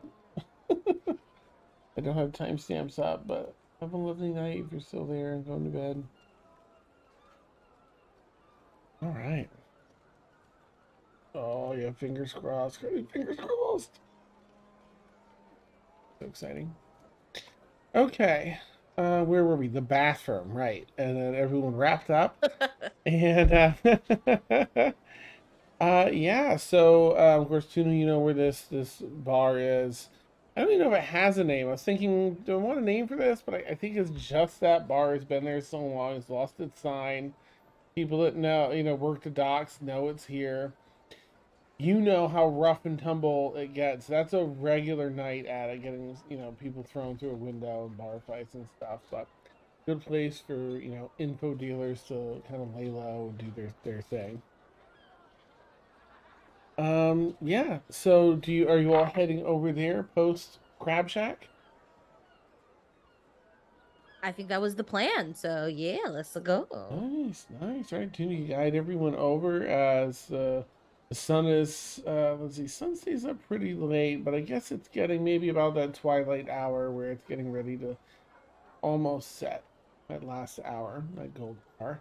And you find the bar. It's already booming in there as a lot of dock workers have gotten off of work and have pulled up a stool to start their night. Um, hmm. Of course, your Sirdor would have given you more. I forget how we said we were going to say that, but I just kind of guessed when I Perfect. said it. Whichever way you said it. They gave it a more detailed description than I did. So, but it's crowded in here, and there's like some pushing and shoving. There's like walking rooms through. It's a very tiny space. There are some tables. There is a bar, but it's only like 20 feet deep and like 15 feet wide. So it's like maybe 25 feet deep, 15 foot wide, and it's cramped. So everyone's getting like pushed, shoved a little as you're all looking around. Can I ask you all to make a perception check just to see if we can spot Ladore and Feora? Let me know what you get. 19. Okay, Tuna, 21. nice. Ladrin, 13. okay, and Dia, Oh, is this a perception check? yeah. Okay. 3. 3. Ooh, there's a Yep. lot of shoving, and you're getting the brunt of Oh, it in the back. Feor and Tuna, the two of you spot pretty early, and then Ladrin a little after. This information broker, this gnome that's sitting up in it's not one of the tables, it's like a little stool all their own, and they're in a chair that faces the bench seating along the wall. There's a few spots open in the bench across, like it's left open for this person's paid to keep these spots open for potential client. You all want to navigate. It probably seats about 3 on the bench, but if you all like someone sits on half a lap, all 4 of you could fit in the bench seating, or one of you could stand near this guy. There's not a ton of room. Feora and I can kind of snuggle up against each other. Or at least Aww. Ladrin's gonna initiate that. Okay. Are you gonna sit down and like pat a leg?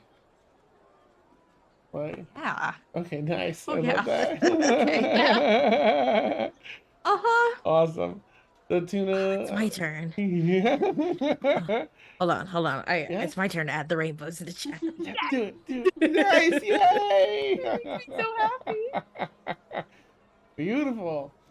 So If I can extricate myself from the crowd, Yeah. I'll sit on the bench like, oh god. nice. You sit on the bench, you get that first seat, and then you kind of like go to adjust it, and there's like that, like kind of, yeah, like all right. The tuna's. I'll stand up and like put a napkin or like cloth tissue down like that. Awesome. Ugh. They've got a couple like napkins on the table, and you take one out. It's like crinkly and stiff, and like I hate it here. I don't know what to use. Yeah, but you've got some. You cover the seat. You're able to sit down. So there's this person sitting at a little tiny table for them. Directly across in the bench seat is Tuna, and then Dia, and then Ladrin, who patted the leg, and Feyre is sitting like on Ladrin's lap, so that you can all fit in this space. Yeah.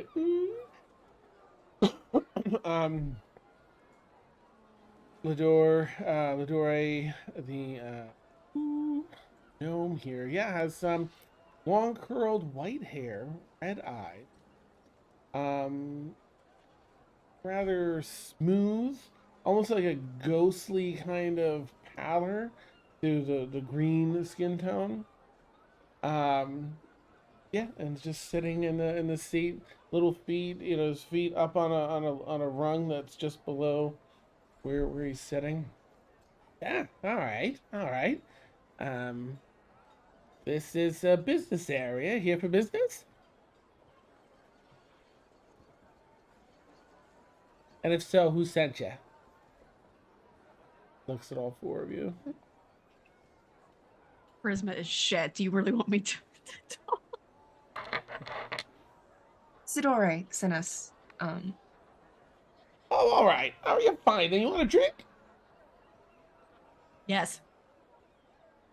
Is anything in this place passable for digestion?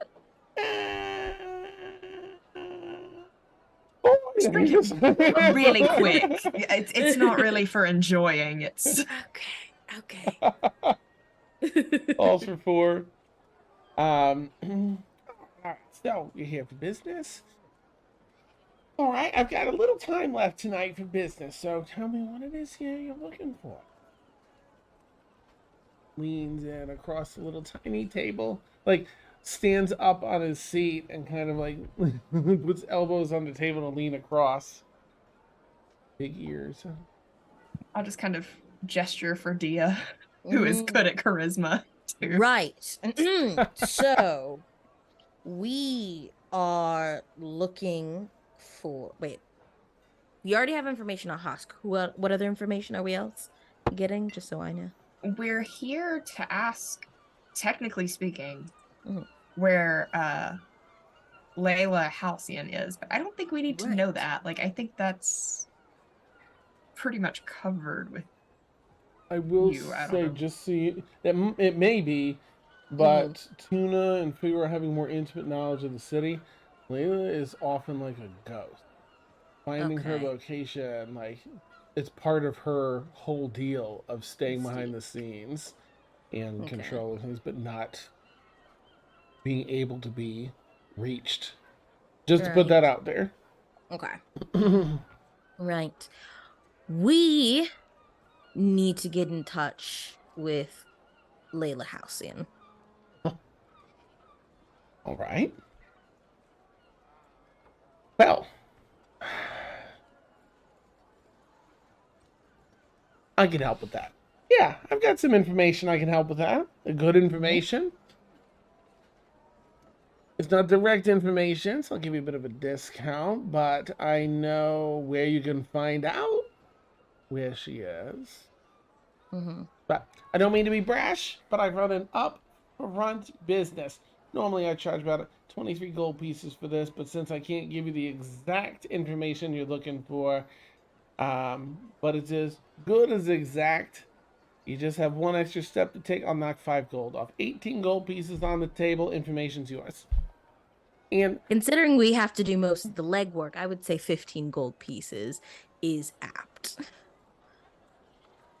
make a uh, make a persuasion check for me, if you would.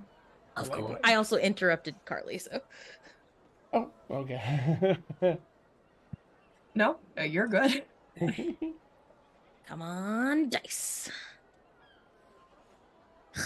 This is literally the only thing I can do, but it's a 13. Okay, You know what? okay. DM inspiration. I'll add a D8 to this.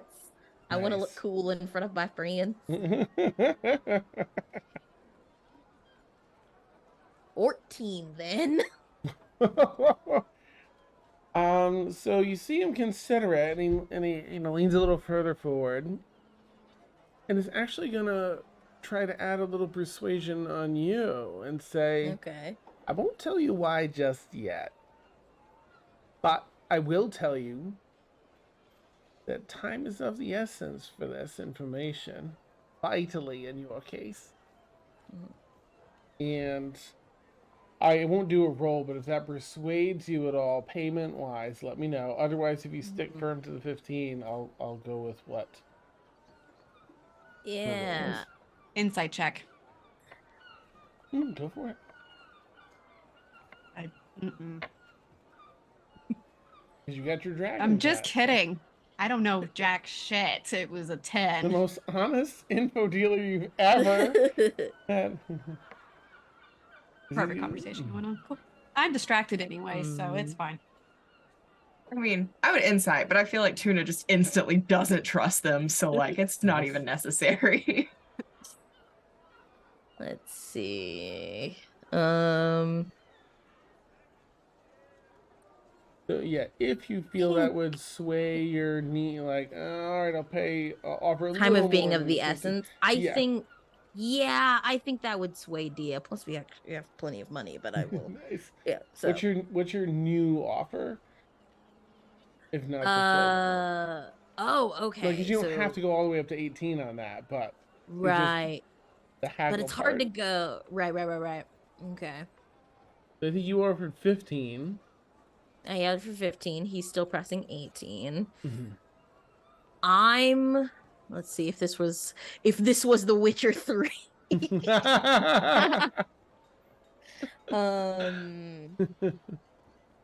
Yeah. I will counter with I will lean closer and say, it's like, time is of the essence.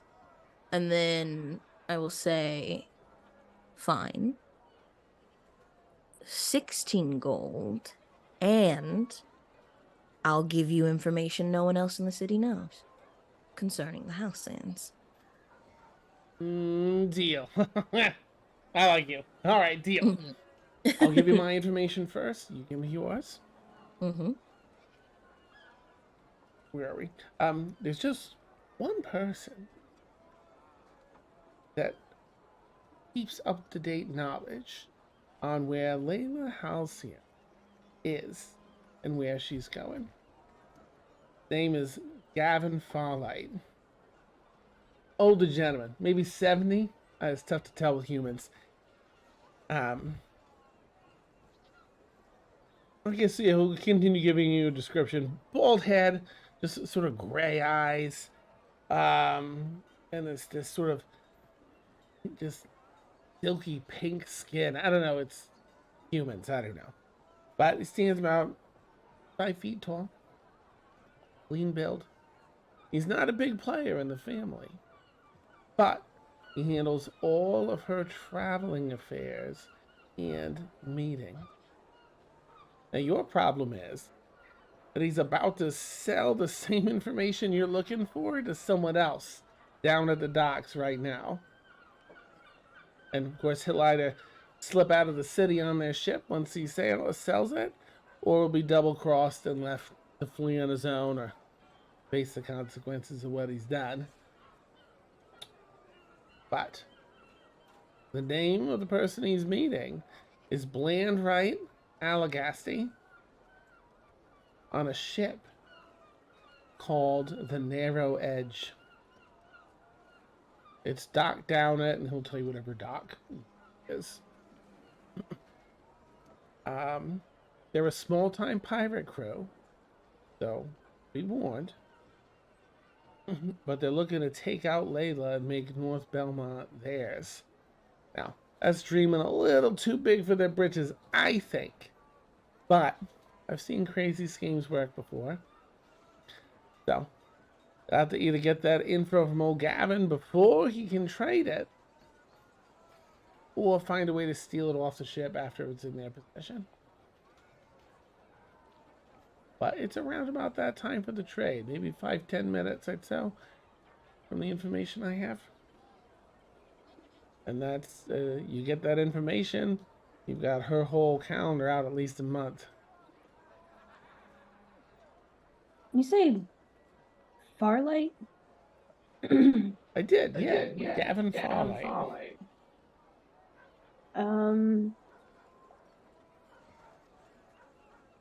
Any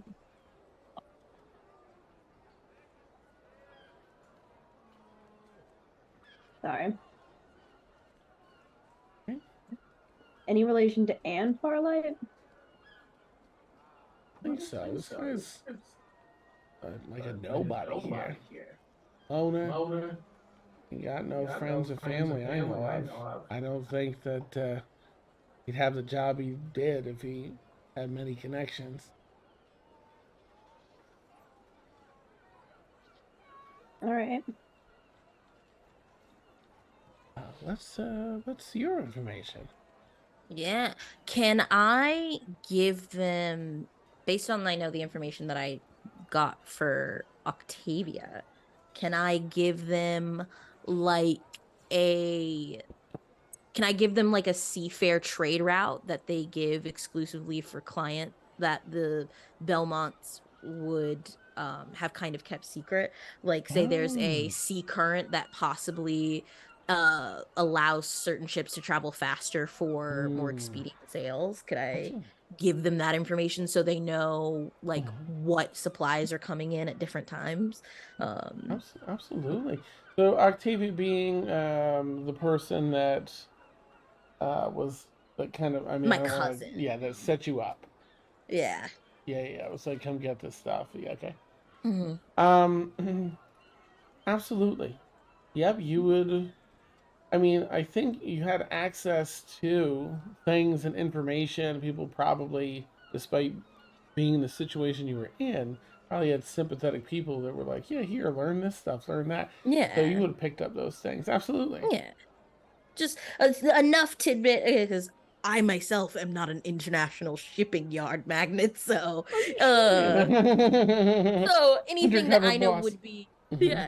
So anything that would be useful that I think to this information broker that I'm happily Oh, to give to okay. as a trade off for that tidbit.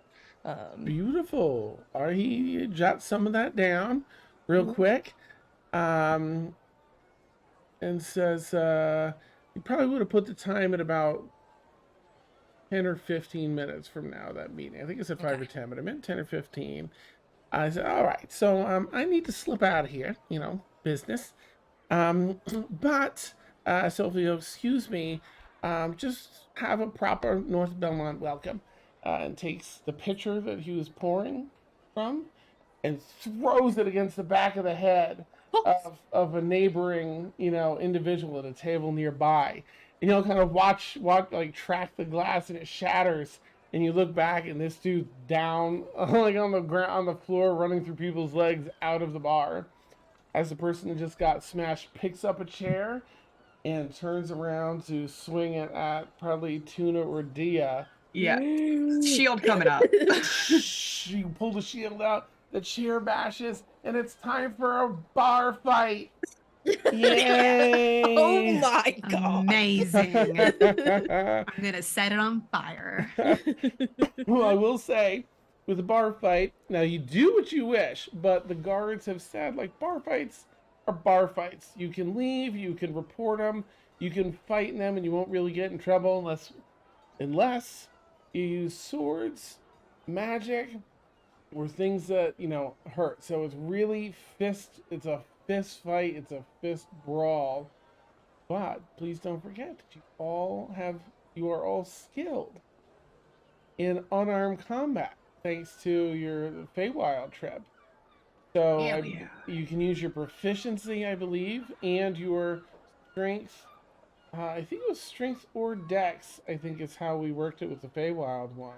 You get to choose, and then the damage. I think it's a full D4 instead of like just one.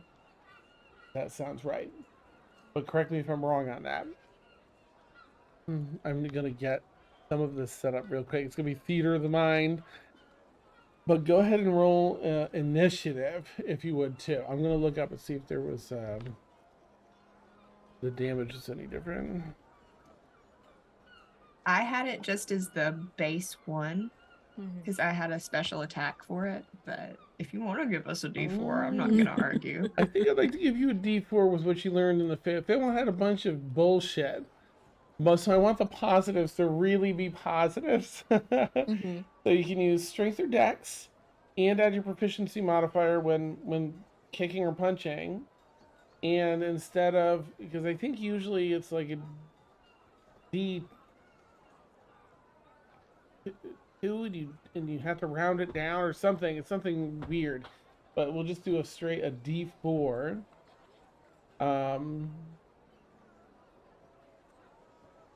That way there's some randomness to it. And you can add your strength or dex modifier to that. Damn. Well. Alright, so Bayora, what did you get for initiative? 16. Okay, 16. Nice. Tuna? 6. Ooh, fun. Ladrin? 22. Dang. Mm-hmm. Nice. Matron's ready for a brawl. I'm ready. Yeah. And Dia? I got a 7. Oh my, nice. All right. The baddies got a 4, so they rolled a 1.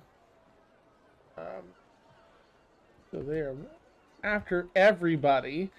So if your objective, let me know what your objective is. If you're looking to fight and just fight on, night, go for it. You have 10 or 15 minutes to get to the shipyard though before this trade goes down. So if you're looking to fight your way out of the tavern, let me know too, and that way, you're welcome to actually make a perception check, everyone, if you would, so you can just kind of take in. It really is a small shack. Theora, what you got? 22. Oh, damn. Okay, Tuna. 18. Nice. Ladrin. 13 again. Okay. And Dia. 11. Okay. So I think that everyone except the there's a door you came in the front. There's a moderate sized window behind you to the left. Maybe like a 3 foot wide, 2 foot tall window. And then there's another window of that same size next to the door, but in case there's a path one way and not the other. But those are sort of your 3. I mean, they're windows; they don't open. They're solid pane, but you know that they're breakable based on. So I was about to say, has the glass been replaced since last night? Yeah. So, just keep that in mind, Ladrin. You're up first. Everyone's up in arms now. Everyone else in this tightly packed, no room to move bar. Okay, well, first of all, I don't fist fight because I have magic instead. So I'm not looking to throw punches. What I will do, however, is take a look at that window and oh, I can't do that one. I mean, it looks like it could be easily broken by a cantrip spell, right? Or do I need to Possibly. bust out okay, I mean, it's just a possibly? glass window, so it's not really gonna, bring Okay. it up too much. Well then I'm going to that's more. I'll do a produce flame then and hurl it at the window. This Bust it. would fall under one of the things if a guard sees you, you'll be arrested for because it's magic. So not to stop you, just to let you know. Okay. That's the case. Tempting to get arrested in every campaign that I'm in. Why not? I'll add, and again, just to help set the scene, make sure I've done the proper job in doing so. You get about 10 or 15 minutes to get to a ship and stop this deal. Yeah. I'm But that's all I'll going say. Do what you to oh, I guess I can't do that either. There's a hulking bugbear in front of you. There's a human woman next to him. They're all getting ready to throw beer steins, tables, chairs. I'm going to flip over my cloak of death to look ridiculously undead and scare people. And then I'm going to how low is the ceiling? It's maybe like this is a pretty 8.5 feet, 9 feet tall. A little small. Okay. I'm going to grab Feora's hand since she was next or on my lap. And then and then try to yank her while grabbing the nearest like beer stein or whatever and Hmm. chunk it at the window. Oh, I want to nice. bust it, and if I have enough time to Okay. mount my broom in here. Yeah, window. This closest window is only about 5 feet away from you. Beer sign would be an improvised weapon, so you wouldn't be able to use proficiency. You just roll a straight d20. Okay, come on. Wow, that's a 9. Okay, I think you can add your strength modifier to that. I don't know if it's gonna make a difference Uh-huh. with the window, but The 9. oh, okay. Yeah. Ooh, clang, clang, clang, clang. It hits someone else in the head. Mm-hmm.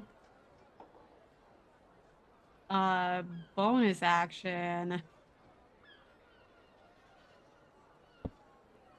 is well, I guess that'd be considered magic.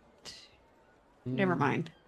Never mind. I'm just gonna try to yank Feora to the nearest like exit point since I can't break a freaking window. You want to? So there's a bench seat that goes right up to the window. Now there's a couple people there. There's a Triton person that got hit with that mug that's walking on the bench seat towards you now. But do you want to try and go that way and like deal with them to get to that like fist to fist with that window? Or do you want to go to the doorway, which is about 15 feet?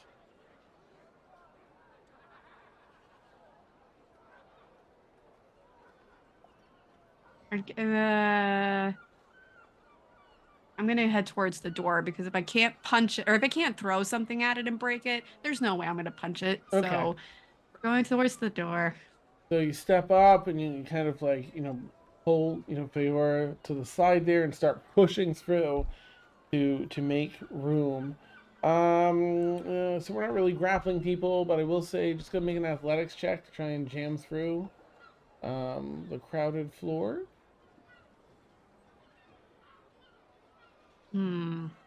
Okay. 17. 17. I'm gonna say move a good 10 feet. You get through just barely, pushing, shoving, and making your way through about 10 feet. And because you'll be moving out of range of people at the table here, I'm going to say someone's going to try and get a hit in on you with an attack of opportunity as you've stepped outside of that range. That I don't think is going to hit a 10. No. Okay, I'm yeah. very scary looking. Nice. Yeah, that's helping with the movement for sure. Like, oh. Okay, down to Feora. You're watching, as Ladrin's pushing through. What do you want to do, Feora? And Dia will be on deck.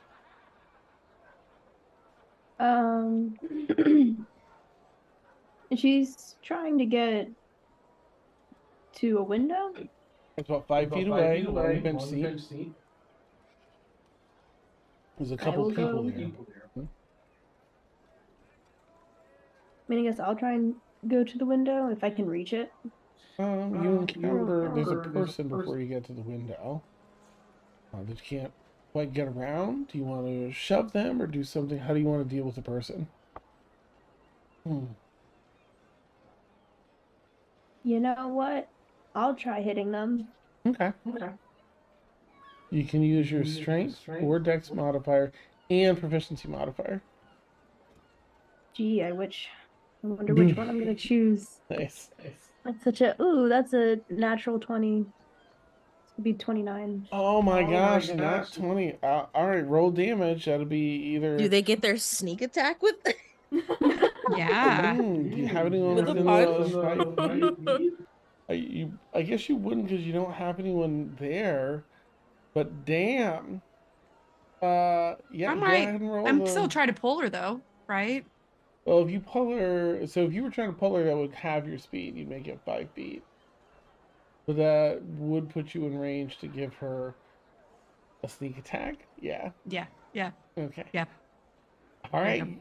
So let's hope you don't kill this person, but go ahead and roll. Oh my god. Do it. We'll do non-lethal. Okay, non-lethal. It's a bar fight. I thought that was implied. Sneak attack serious. Gonna roll your D4. Add your dex mod. That's a 4. That so you said Dex mod? Mm-hmm. 7. Okay.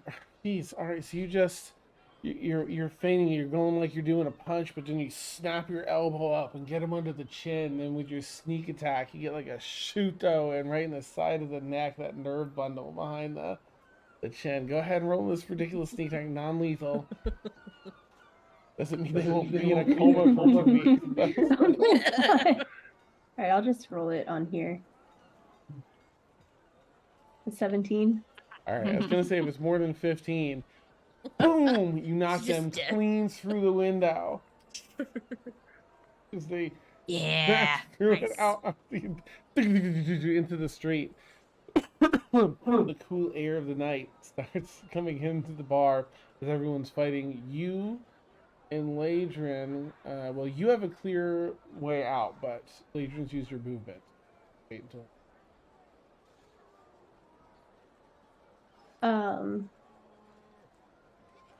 Be over the top. Can I try and like do like an acrobatic move out of the window? Yeah, go for it. What do you want it to look like? I don't even know. Okay, you know what? There's a couple of support poles in here, and you do like that flag walk thing. Where you like grab it and bend and hold your whole body sideways with your core, and like kind of swing around that and out through the window. Would you tumble and then land up on your feet? Cool. Nice. You're outside. Dia, you're up. There is now a clear Yes. path out of this window. Incredible. I will take that path. Okay, climbs up. Yeah. Oh, so many ruffians. That's awesome. You are safely outside. Tuna, it's your turn. Also, you have a safe way outside. I mean, yeah, I'll just head out. Okay. As bad as I want to be in a bar fight, I feel like we should go. Beautiful. After we deal with Gavin, we can probably just come back and throw another fist. Nice. Yeah. I'm sure there'll still be one going on when we get done. Awesome. She kind of breaks some of the glass, so and Ladrin still has to come through and hop out. And then Ladrin, you're the only one left in here. A couple people are gonna try and swipe at you. Oh shit! Oh god. Oh god! If I had realized Ladrin was not close to the window, I would have stayed in. But it's not my turn, so it's fine. Sorry. She's moderately close. She's only 10 feet from getting out at this point. But yeah, there's a couple people. That'll probably they rolled a 40 19. walking speed. 22. Yeah. Okay, these people don't get to use all their stuff.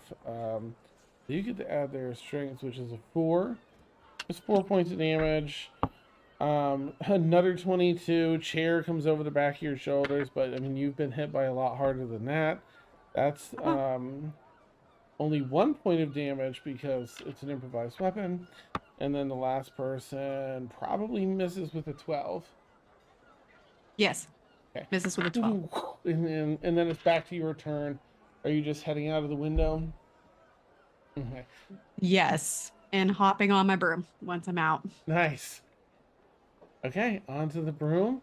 The fight is kicking up. It's like you're watching it through the window now, and it's like it's getting intense in there. But you all have places to be and info to get. So I assume you are heading down to the port, to the docks. Right, you of course, Tuna, you know exactly where that port number is, that dock number.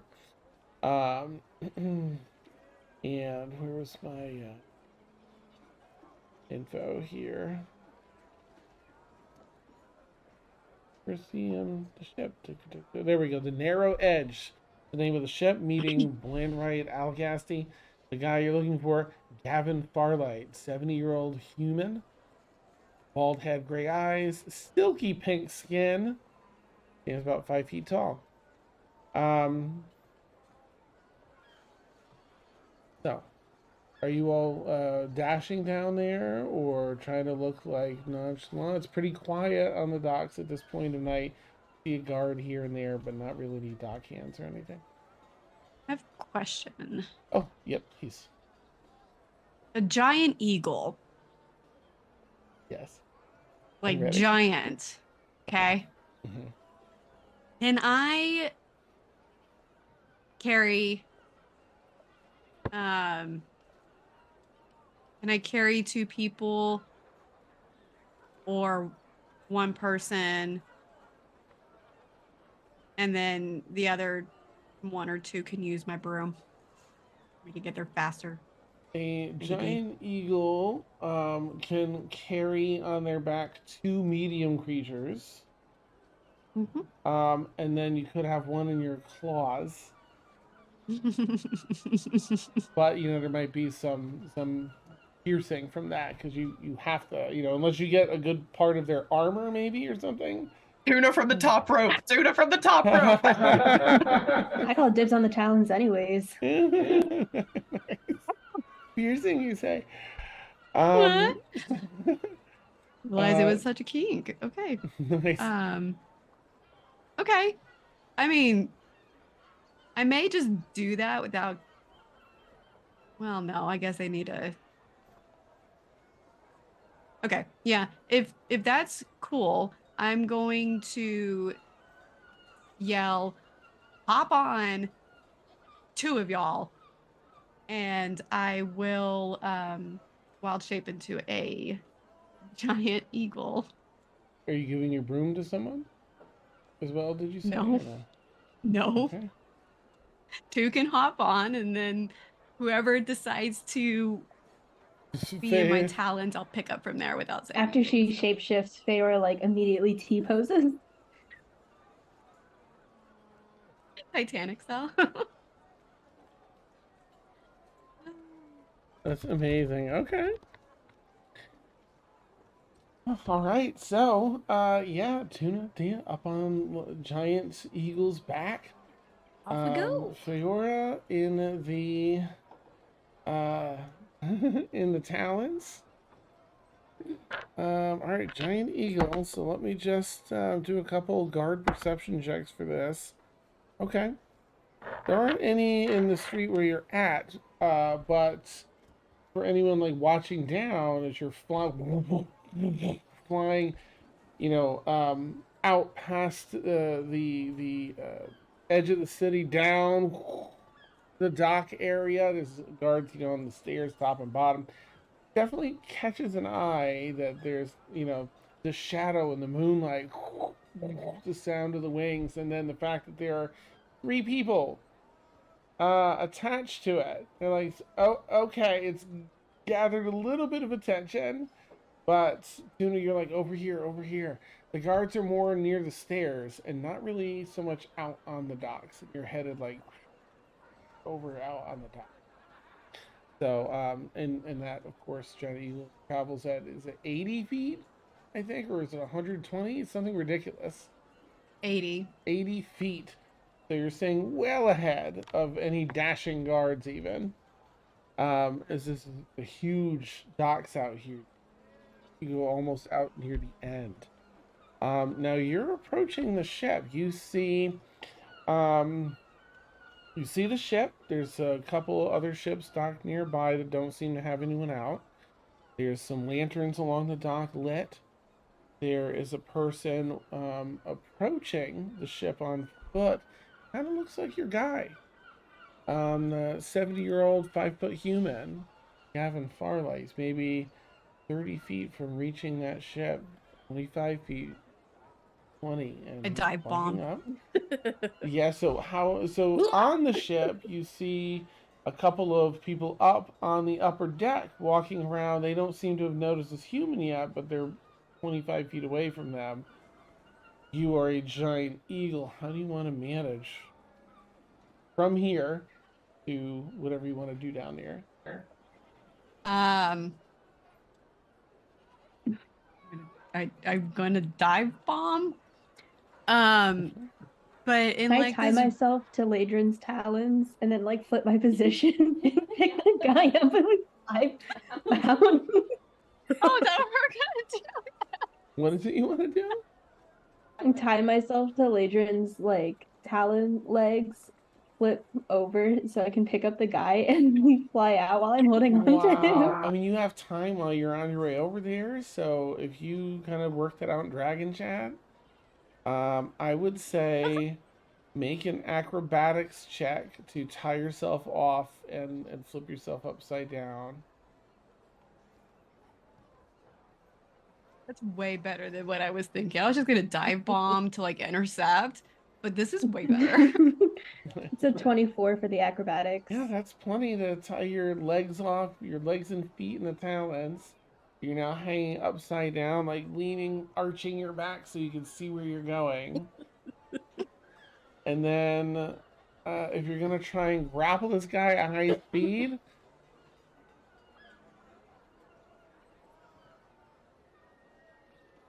how are we gonna? I mean, I'll go slow about this? down enough, but like I'm not A gonna little dawdle. slow down at the end there. All right. I mean, it's a grapple, so that's an athletics check for you. There isn't any way around that as a grapple, but it is an athletics or acrobatics for this 70-year-old 5-foot human. So I don't know how much of a challenge you're gonna get there. Not an adventurer. God damn it. Let me know what you got. 4. 3. Will the See? eagle hold on? Will the eagle be able to hold all of that? Because that's a whole other person. So, yeah, the eagle's speed is going to be halved after this additional weight is picked up. So you're down to 40 feet per movement, and 100% in the process of going from here to here, the people on the boat have seen the giant eagle with 2 people on its back, and the upside down person tied off to its legs, grabbing the person they're about to make this deal with, and start trying to fly away. So they're gonna open fire like immediately. I am hauling ass. Jeez. I love this. I love you all, and I love D&D. So I'm gonna say, Ladrin, I'm gonna put you in initiative because you're trying to fly out of there. Let me have everyone roll initiative, and just in case anyone else wants to add, try and manage this at all. Yeah. You're gonna be kind of locked up here. I gotta be honest. With hanging, the ropes are extra tugging. You've got the weight of this other Holding an old man. person, yeah, who's squirming like, what's going on here? All right, so what'd you get for initiative? 16. Okay. Tuna? 5. Oh my. Okay. Ladrin? 23. I got a nat 20. Nice. Nice. Let's go. Let's go. And Dia? 13. Ooh, I like that one. Yeah, oops. 13. Dia? Alright, let's see where people are getting. Oh, dang! One of them got a natural 20 for 24, so you're right ahead of you. And the other one got a 1. They go after Duda. 4 for them. Alright, there's just 2 people on the ship, that's it. But one of them rolled natural 20 and has a +4. They have a 24. They are taking their taking their crossbow out, and oh man, do they go for the crossbow or do they go for the ballista? You can't tell me there's no round of surprise here. Not with We weren't alright. slowing down the I ship, should have done pass without a trace beforehand, but I didn't. I mean, the visual, it might have helped. All right, so here's the thing. They're gonna swing they're gonna pull their ballista on the ship and try and aim this big ass ballista at this giant. Because they take a second with their crossbow, like, bink, like, what's this? It's a toothpick. So they go over and crank this thing up.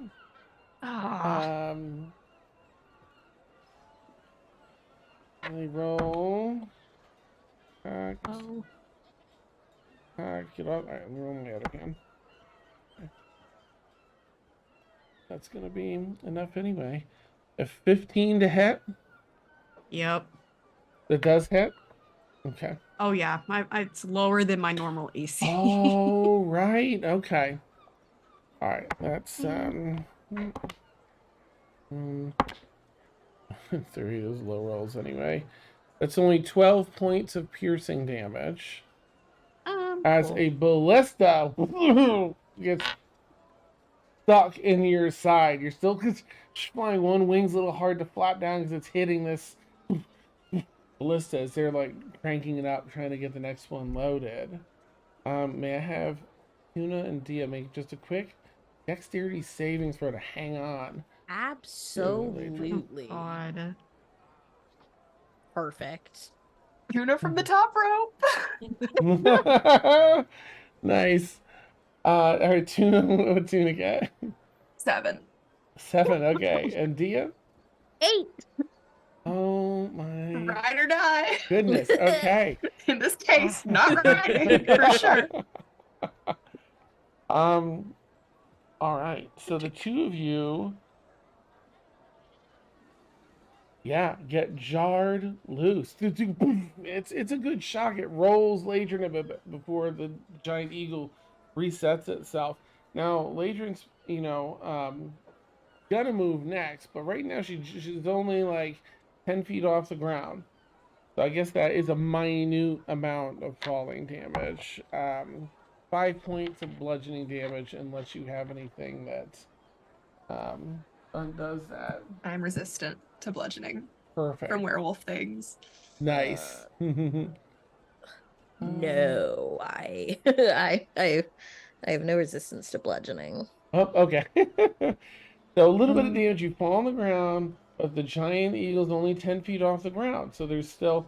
It's going to go over to Ladrin's turn now. So Ladrin, if you're trying to like get down so they can hop back up, that's a-okay as an action before you use your movement.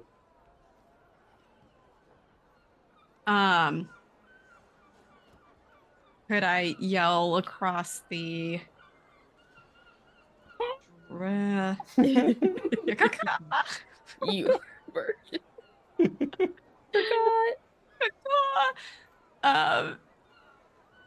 If I could yell either, oh man.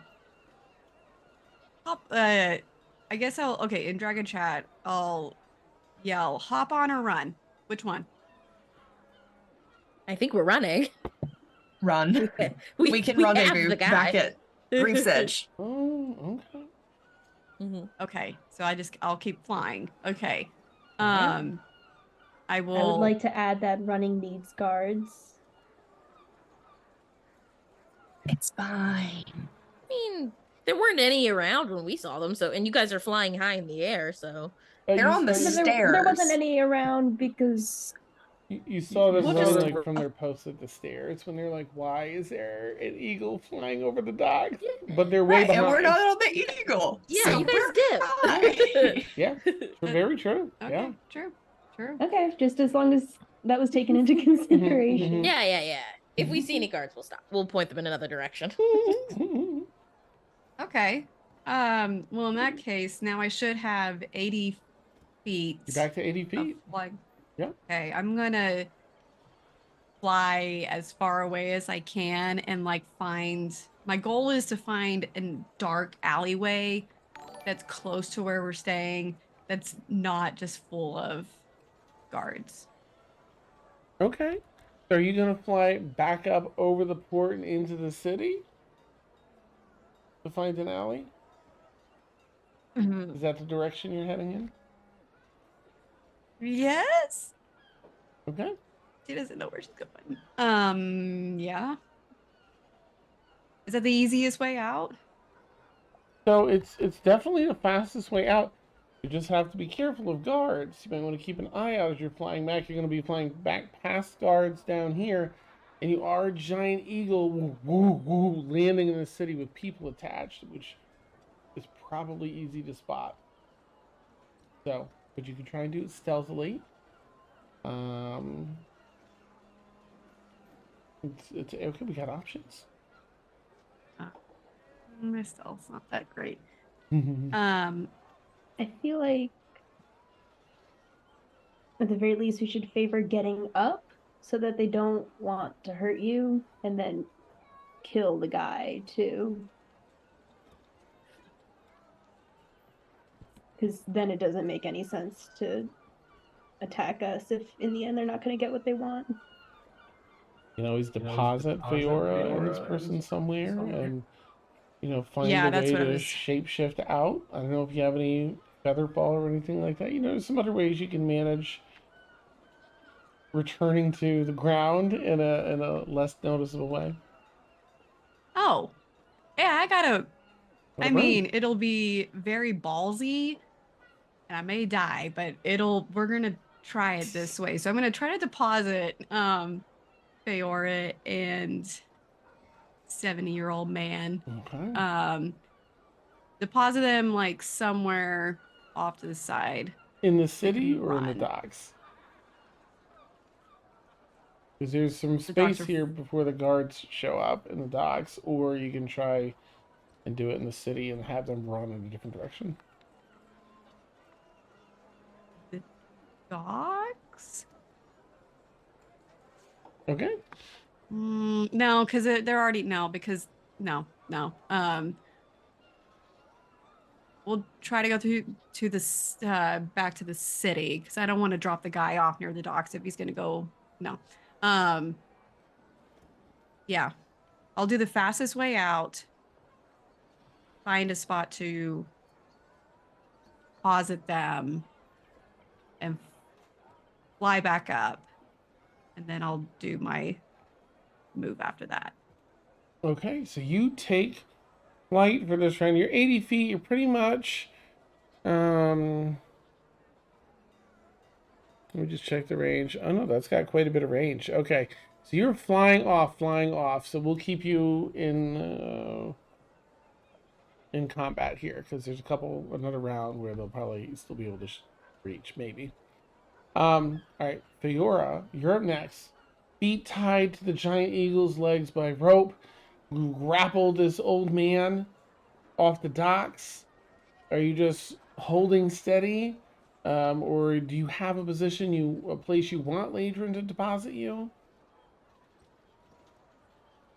No. Close to the ground. Okay. Also, So I you're don't fine die. with sorry, it was in the city, Ladrin. You were dropping her off. Yeah. Okay. All right. So you're hanging on. Dia, you're up next.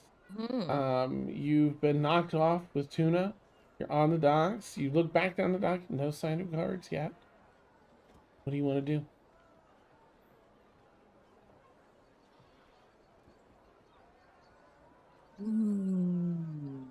I've been debating this because I like the fact that these pirates are I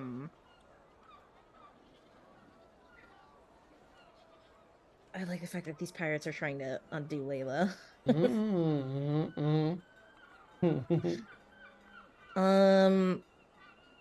So I will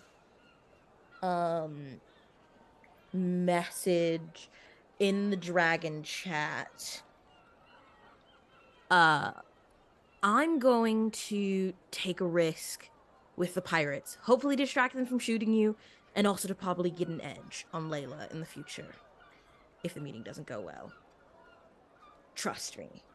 And then I'm going to walk toward the ship. Oh, okay. Damn. All right, you start walking up to the gangplank. You're not too far off with your regular movement. You could probably reach halfway up the gangplank if you're going up that far. Unless you're just going to the side. I am. And I'm going to pull up my veil and remove my gloves so that my gold is fully showing. Like, gentlemen, I think perhaps now is time for a conversation. One's like still working on the thing. Whoa! You've done stolen it. You want to talk? and that's probably going to be their response for that turn. All right, we'll come back around as they have their turns and stuff. Tuna, what are you doing? You witnessed Dia do this? I mean, I'm not gonna let Dia walk into this on her own. I'm following. Okay. Trying to look intimidating, but not necessarily threatening. Okay. Like, don't fuck with us, but we're not gonna kill you immediately. Nice. Okay, you come up and add that intensity with the not alone. That second baddie is over at the other ballista. They're gonna be taking their shot. Their person's getting away. It's a natural 20. Oh my goodness. Wow. All right. Jeez. 19. Low rolls now. Another one. 28 points of piercing damage to Ladrin as you continue flying away. Well, I am out of eagle form. So the visuals change. Feora's feet tied to Ladrin's feet. I thought I dropped her off already. No, you got 80 feet away, but not close to the city. And Feora, you're grappling this old man. So we'll just get back to that. It's back to the first baddie that sees them falling. What are they gonna do? Because you're here to talk, but they're like, we can't be stopped. Like they don't know what you got going on.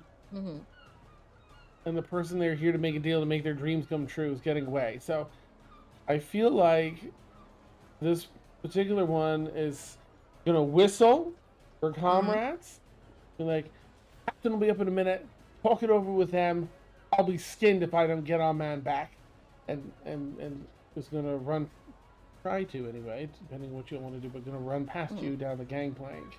Okay, I will, goodness, like,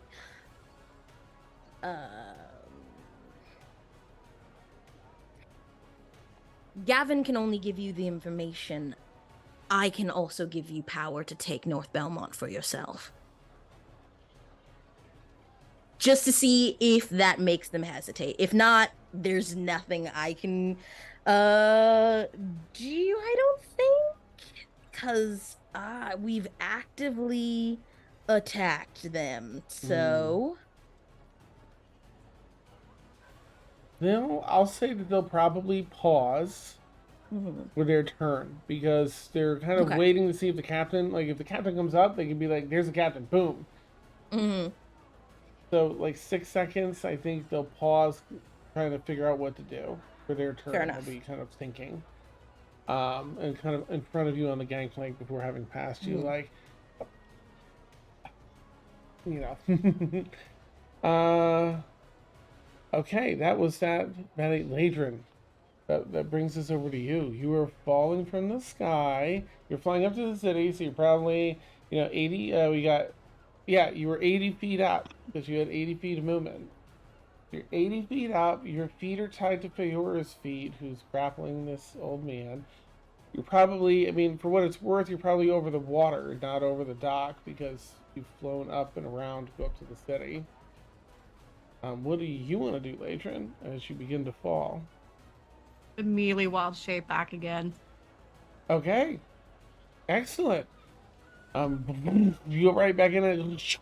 The feet and the claws grow out and catch the rope, and there's like, tug Feora on your ankles as the rope soldier kind of bobs, trying to hold that guy. Make a quick acrobatics check just to make sure you can hang on to him. Go. Natural 20 for 30. I was so worried it was like a natural 1. I'm like, this poor old man. I know. Oh my gosh. Bye. There's like a snap, and you use it to sort of like let him bounce up and get him in an even better grip, like behind the neck, under the arms, like, you know, so he really can't go anywhere. All right. So, Ladrin, you continue. You're continuing trying to get out of range and up to the city. Yes. Feyora, it's your turn. What do you want? Not fall. Okay, you were just hanging on and doing a great job. You got this person grappled. You're, you know, locked in with your boots and ropes. That's gonna bring us back down to Dia on the gangplank. I think around now there'll probably be another like 2 or 3 people that come up, and doesn't seem to be the captain yet, but one of them goes over to the unmanned ballista, and the other 2 are going to be calling for like what's going on and running past the gangplank to go after this eagle. Okay, I think then I will use thaumaturgy to increase the volume of my voice. It might cause guards to show up, but I'm hoping to add drama. Oh. Yeah, and I will say my deal only lasts as long as my patience. Call off your men and come talk now.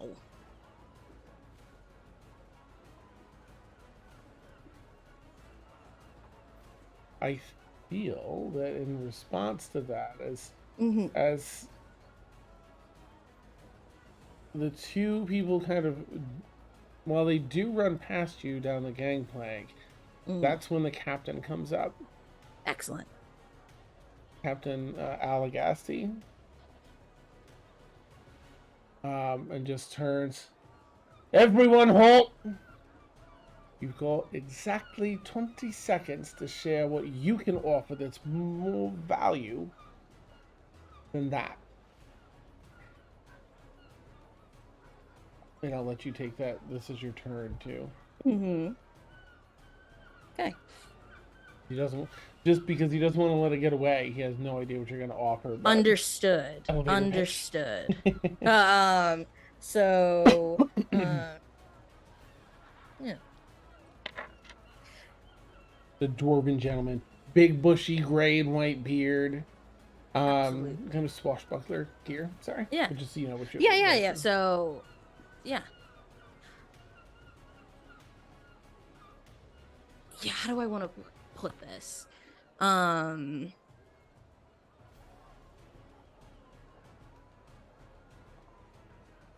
is it? Yeah. So I want to put this as a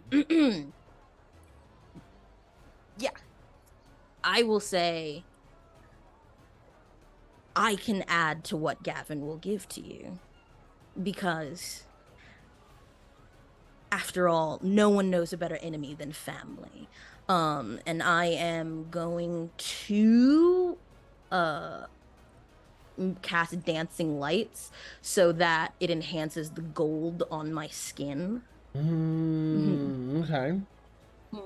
And I think I'll add, because it's 20 seconds, Captain, I know you want this city for what it is going to be, which tells me you're very intelligent and you want to be on the precipice of what this city will become. So do I. And if you let this chance slip through you, then you're going to be left behind. Your choice.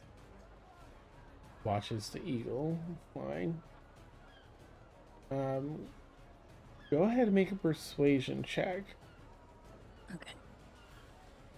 Please let me sound I'm cool. gonna let you do that with advantage because of the dancing lights, the gold skin, and it sells that you're part of the family in a way that you can't fake, really. Here we go. Yes, 28. Yeah, okay. I'm gonna let the rest of the turn finish out because there's guys already like releasing that other thing. But he is gonna say, "Stand down, everyone." Is that that last thing goes off. But as soon as turn before that. So I'll just check to see if there's anything you want to do, Tuna, if you're just adding presents. So. I'm just trying to look scary. No, I will put myself between, like on the gangplank. So, like, if anyone wants to get past again, Yeah. they're gonna have to go through me. Gotcha. Okay, nice. All right. All right, then the only thing left in this turn of battle that's going to halt at the end of this round is to see if that last ballista fired. I don't think it does. Oh, maybe it does because you're in the eagle. It's 17. 6. So sorry. Yeah, so 17 to hit. Yep. All right, last thing fired.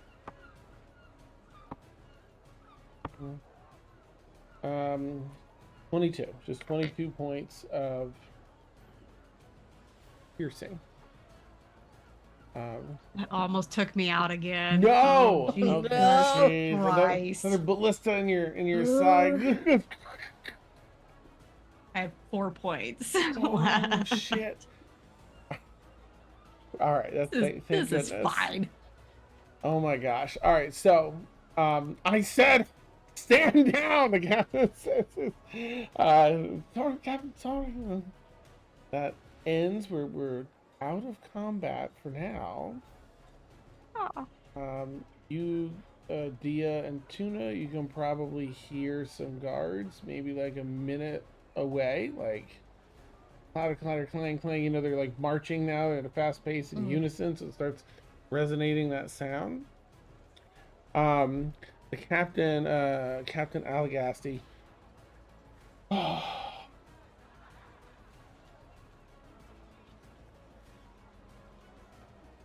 Get below decks. I'll say you weren't here. Show them to my quarters. We'll have a chat after I send the guards another direction. Okay. Step out of the way. Oh, the captain quarters not it's one. Usually they're up on deck, but he's talking about like down in his crew section. So Okay. the room one floor below deck. Yep. And I'll let everyone let the other two know in the dragon chat. Keep Gavin alive. Nice. Head below deck. All right, there you go below deck. Ladrin, you are out of range now, and the thing is, I mean, not out of range. It would have been another round, but Dia and Tuna put an end to the round of battle, so you are flying up to the city. So I'll ask you to do a stealth check, because I imagine you're attempting to be stealthy. I'm going to ask you to do it at a disadvantage, too, because you're a giant eagle in the night sky carrying two people. Oh, 13. Sorry. Okay, that's not bad. That's not bad. So you find a place to a dark alley to drop down.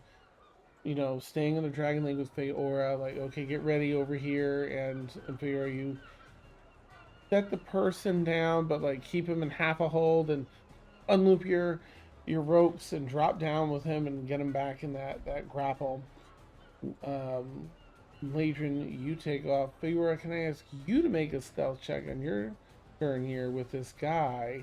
Are you trying to like intimidate him to be quiet, or you know, stuff a rag in his mouth, or knock him out, or what's your plan with him?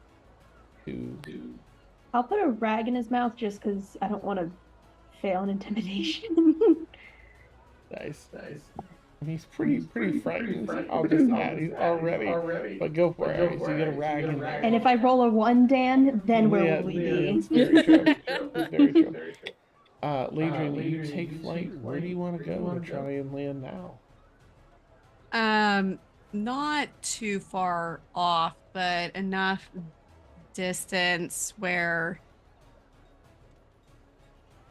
we'll say 80 feet probably away, just in case. And she'll just,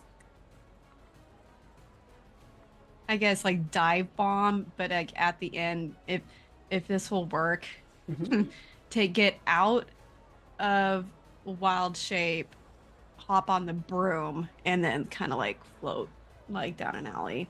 Zoom. Do you like, as far as guards, they can see when you're high up. Once you get low enough, you drop them off. You can kind of fly like 80 feet rapidly through a couple, less smaller streets in the back, and then try and just give me an acrobatics check to end up on your broom versus face. Oh, come on. 9. Okay. You almost would have gotten the landing if not for like that cart of cabbages that was just out a little too far. And you took and tumble. But you're able to kind of stand up, with a couple bruises and stuff, get on your broom and just kind of spend a little time trying to fly silently on the broom in alleyways to put distance between where the guards would have seen you come down. Yep. Staying in the dragon chat, Dia and Tuna, of course, fill you in on what's going. I mean, at least letting you know, like, keep that guy safe. But Fiora, I guess I'll ask, what's your plan? Do you say, let's meet here, let's do this, or anything? What's your plan with this guy you've abducted and have sort of like held in a grapple with his mouth stuffed? You gonna get the information yourself? You gonna bring him somewhere? How far away is Ladron again? Ladron, 80 feet in bird, and then probably 120, maybe 200 feet or so, just putting distance so she doesn't get caught. Your main, I think the closest safe house for you would be like 5 blocks away from where you are here. You don't really have many in North Belmont because it's not that developed. Probably Right. two. I guess I could give the address to Ladron through the chat. Yeah. And I'll say to the guy, because I'm still in my Astro disguise too, right? All right, darling, I'm terribly sorry about how this has all gone down, but I have no intention of hurting you, promise.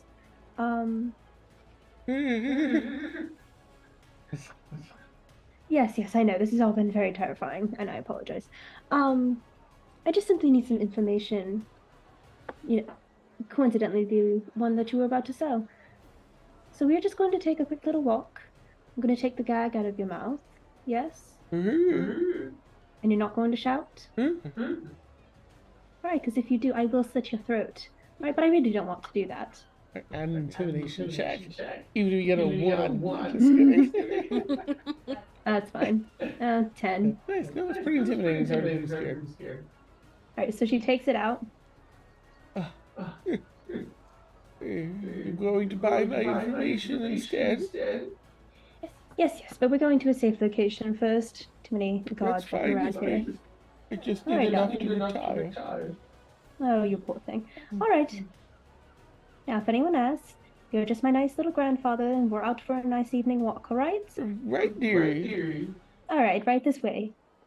And he goes along with it. Seems to just be interested in retiring. So, doesn't care. Like, This poor man. Oh. Yeah. Okay, so you bring him to one of the 2 safe houses you have here. Yeah, she's got like her arm looped around his and like a grasp on it. So she can grab him if he tries to run at all. But I know, he says, this used to be Market Street, and that connected to the old quarry, and was just like saying what things used to be. there's stuff she already knows. Yeah, 'cause you're also much older than this guy, yeah. She's going along with it though. Ladron, you get the address. Are you sharing that info with Dia and Tuna as well? I mean, it's mostly directed at Ladron because they've got their own thing going on, but she won't keep them out of it either, just so Okay, so if they need you can to. pick up that you've got the man, you're probably getting the info. And Yeah, so Dia and Tuna down below in this captain's meeting quarters where he holds little meetings with the crew. It's just two of you with two of the pirates, just kind of not guarding the door or anything, but in there as a presence. And you hear clink, clink, clink, clink. You hear the guards arrive. They're stopping at a couple different boats around, asking, who saw what. Giant Eagle came over here. What's going on? And you hear the captain just swayed them from the notion that he knows anything about it. Seems to kind of redirect them like, well, it was one of my men said they saw something flying, some monstrosity flying, in this other direction. Kind of point them, off into a different direction. The city guards finally leave the boat. And Captain Blandright Allegasti opens up the door. Both of them steps in. Oh, all right. Well, you have something I'm interested in hearing? Mhm. Just better be worth what we just lost. Because that took a lot of time and money to put together. But let's have some civil discourse. And opens up a little wine, counter and puts some drinks down and stuff and cups. And sits on the other side of his desk. There's a chair for the two of you on the other side. 2 chairs there. Let's talk family. I think that's where we'll end tonight's session. Excellent. Yeah. Nice. Very cool. Nice. You all are so awesome. Well, what a fun night. That's a lot of twists and turns. And I love them all. I'm racist. Incredible. I was like, this is such a pretty spelling. Let's do this one. Always say it out loud before you claim it. Yep. Facts. Good idea. Amazing. Well, I had such a blast. I hope you all did. Always incredible role play. And such fun just being with y'all. I knew there was a lot of stuff going on in the city, a lot of different ways things can go, but this is just such food for my soul. On the DM side to watch y'all. Like, I know, well, let's do this. And we've got, this new connection now for Dia to pursue with this person trying to take over, that role of their relative. We've got all sorts of fun, exciting stuff going on. For anyone that's new here tonight, hope you had fun. Consider giving us a follow if you did. We've got a lot of content across the week, D&D wise, and the new campaign starting up Fridays soon. And otherwise, you've been watching our Tuesday night D&D campaign, Sundered Faete. High fantasy, high drama. Get us every Tuesday 9 to midnight Eastern. And for now, we're going to rate our friends over at Art Heart Studios. Consider giving I'm so sorry. I think they've got follower only chat. I just checked that. That's okay. Still check out their stuff. They're really fun. Yeah, we'll catch you all soon. Hope to see you next week. Take care, everybody. Bye. Bye.